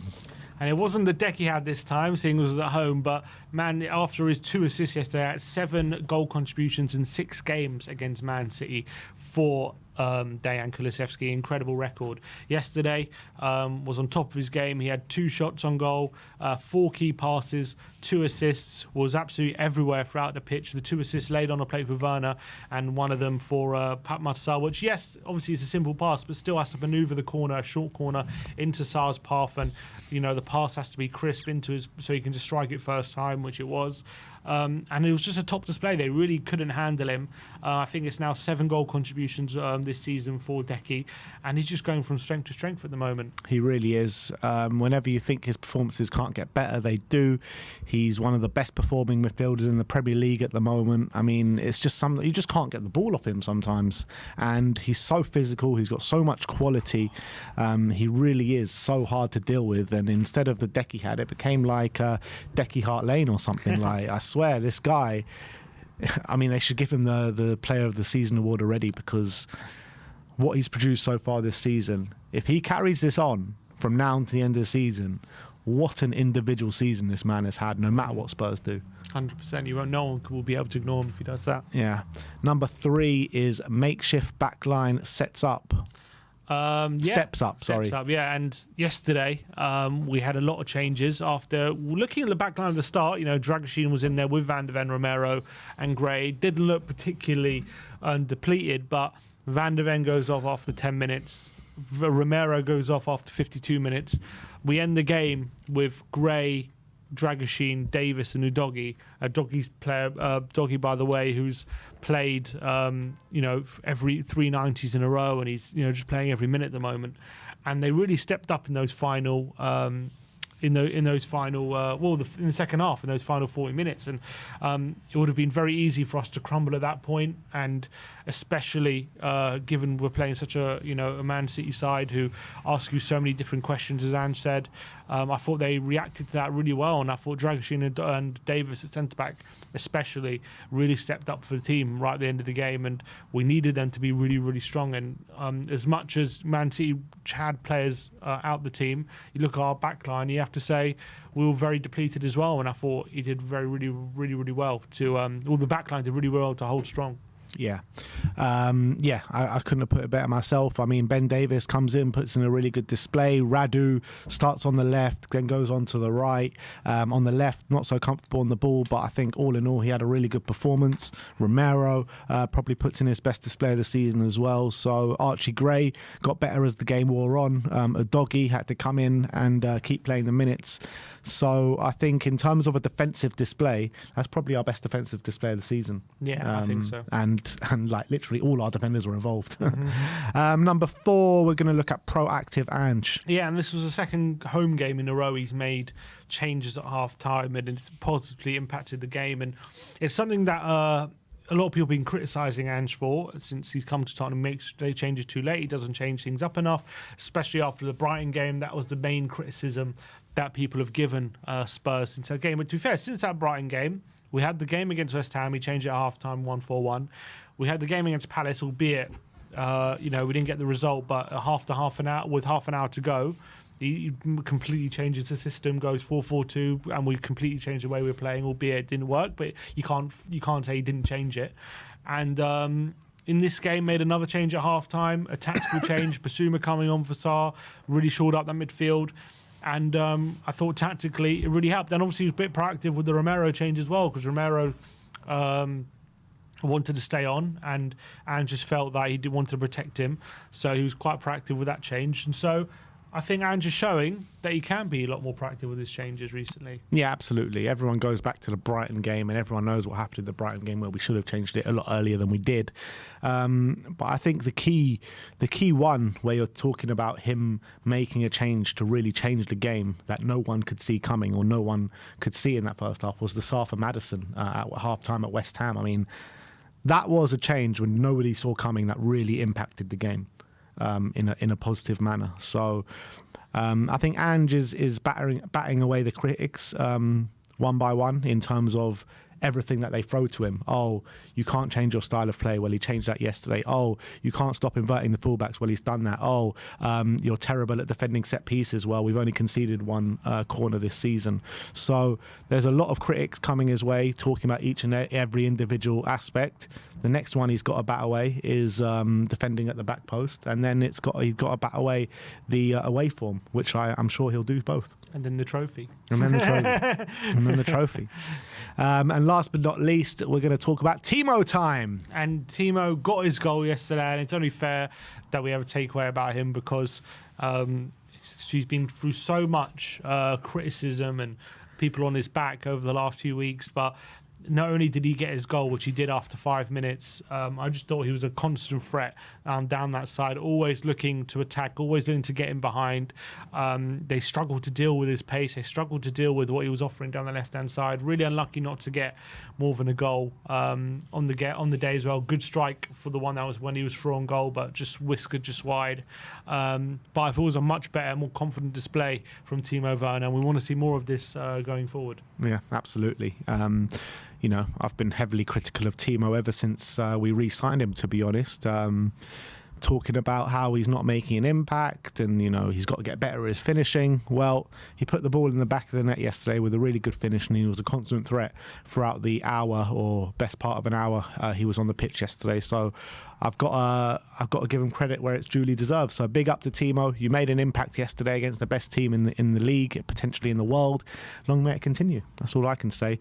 But that is our five takeaways. That is the 5 things that we noticed in the game. I want to welcome Jack to the We Are Tottenham TV army. Welcome to Silver, my friend. And the fan show yesterday had a huge void that we didn't fill yesterday. It was only a 25-minute fan show with Barnaby and Amir, and I'm guessing you were missing one certain person's take from the game yesterday. So let's bring him on. Wait, we got KPV, didn't we? Oh, my earphones are not working. Yeah, my one's not working either. Oh, we can't hear you, Brian. Are you on mute?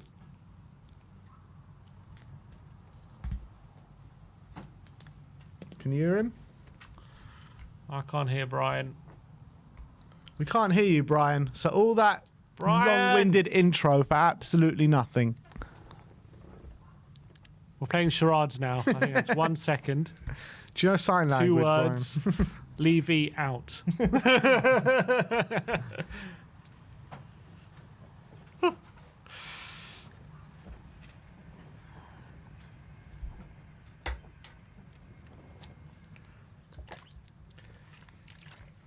So we're going to get him back on in a second. All right, there he is. Can you hear him?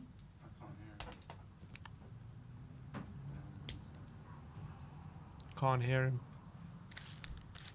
Wait, are you meant to hear him? I think he wants to go on his tablet.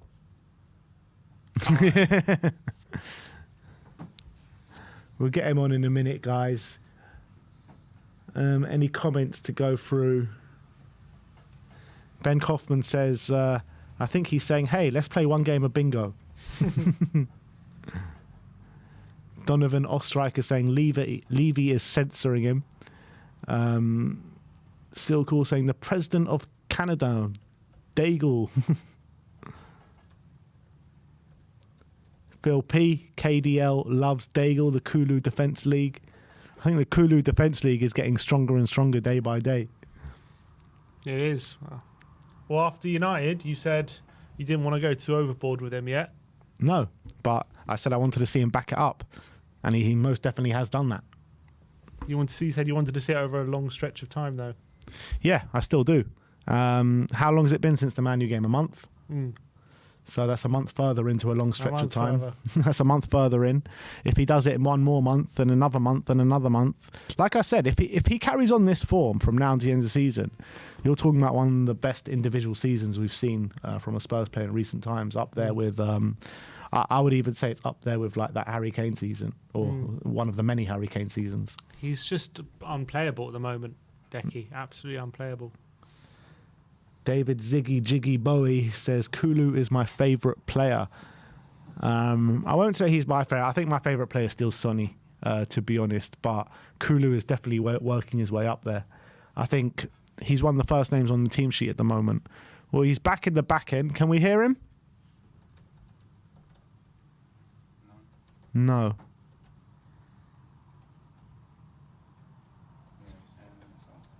It's got to be us, surely.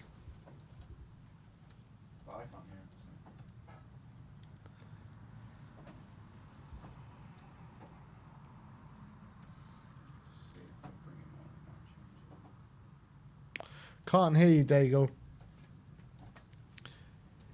Dago, why don't you text me what you want to say and I'll read it out for you. I cannot hear you.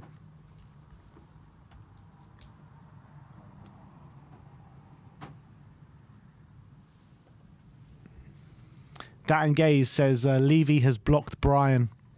Blame Levy, Brian.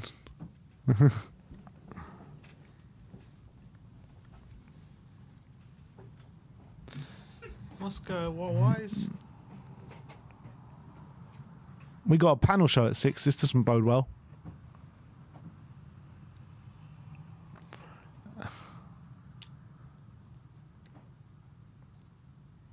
He's not muted or anything, is he? Try on his phone, he said. He wants to try on his phone.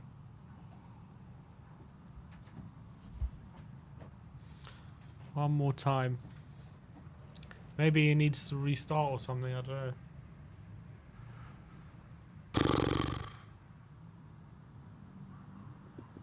Sorry about this, guys. We'll try and get it sorted.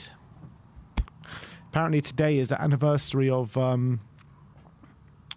4 years. Brian's been a member of We Are Tottenham TV. 4 years. What a man. 4 years. That's mad. Unbelievable. Use text. Someone says, should we have a text conversation on screen? Show the phone. You know, on like Facebook, you see those weird videos of those fake text interactions that people have. Have you ever seen those? Mm-hmm. We could do that. Mm-hmm. I wouldn't. Yeah, let's do it.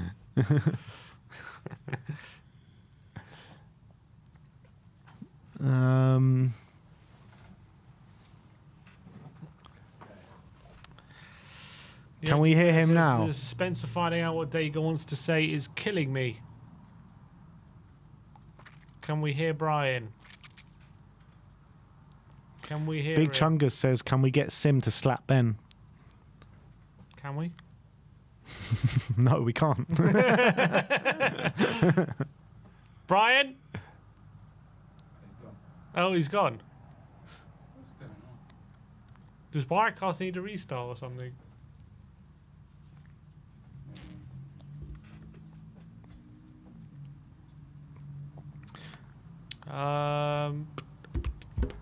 I don't think this is working. So maybe we should just call it a day. Because we do have another stream coming up in a few hours. So, Brian, apologies. But I don't know what is going on. But we'll see you all in a couple of hours. We've got a panel show with Ricky and Lee McQueen from Last Word on Spurs at 6 o'clock. So come and join us there. Apologies that we couldn't get Brian on. But he's one more try. Nah, we can't hear you, Brian. I don't know what's going on. We'll leave it there. Sorry, Brian. Sorry, guys. I wanted to hear Daigle. But we'll see you all very soon. Like, subscribe, and comment. And as always, come on, you Spurs.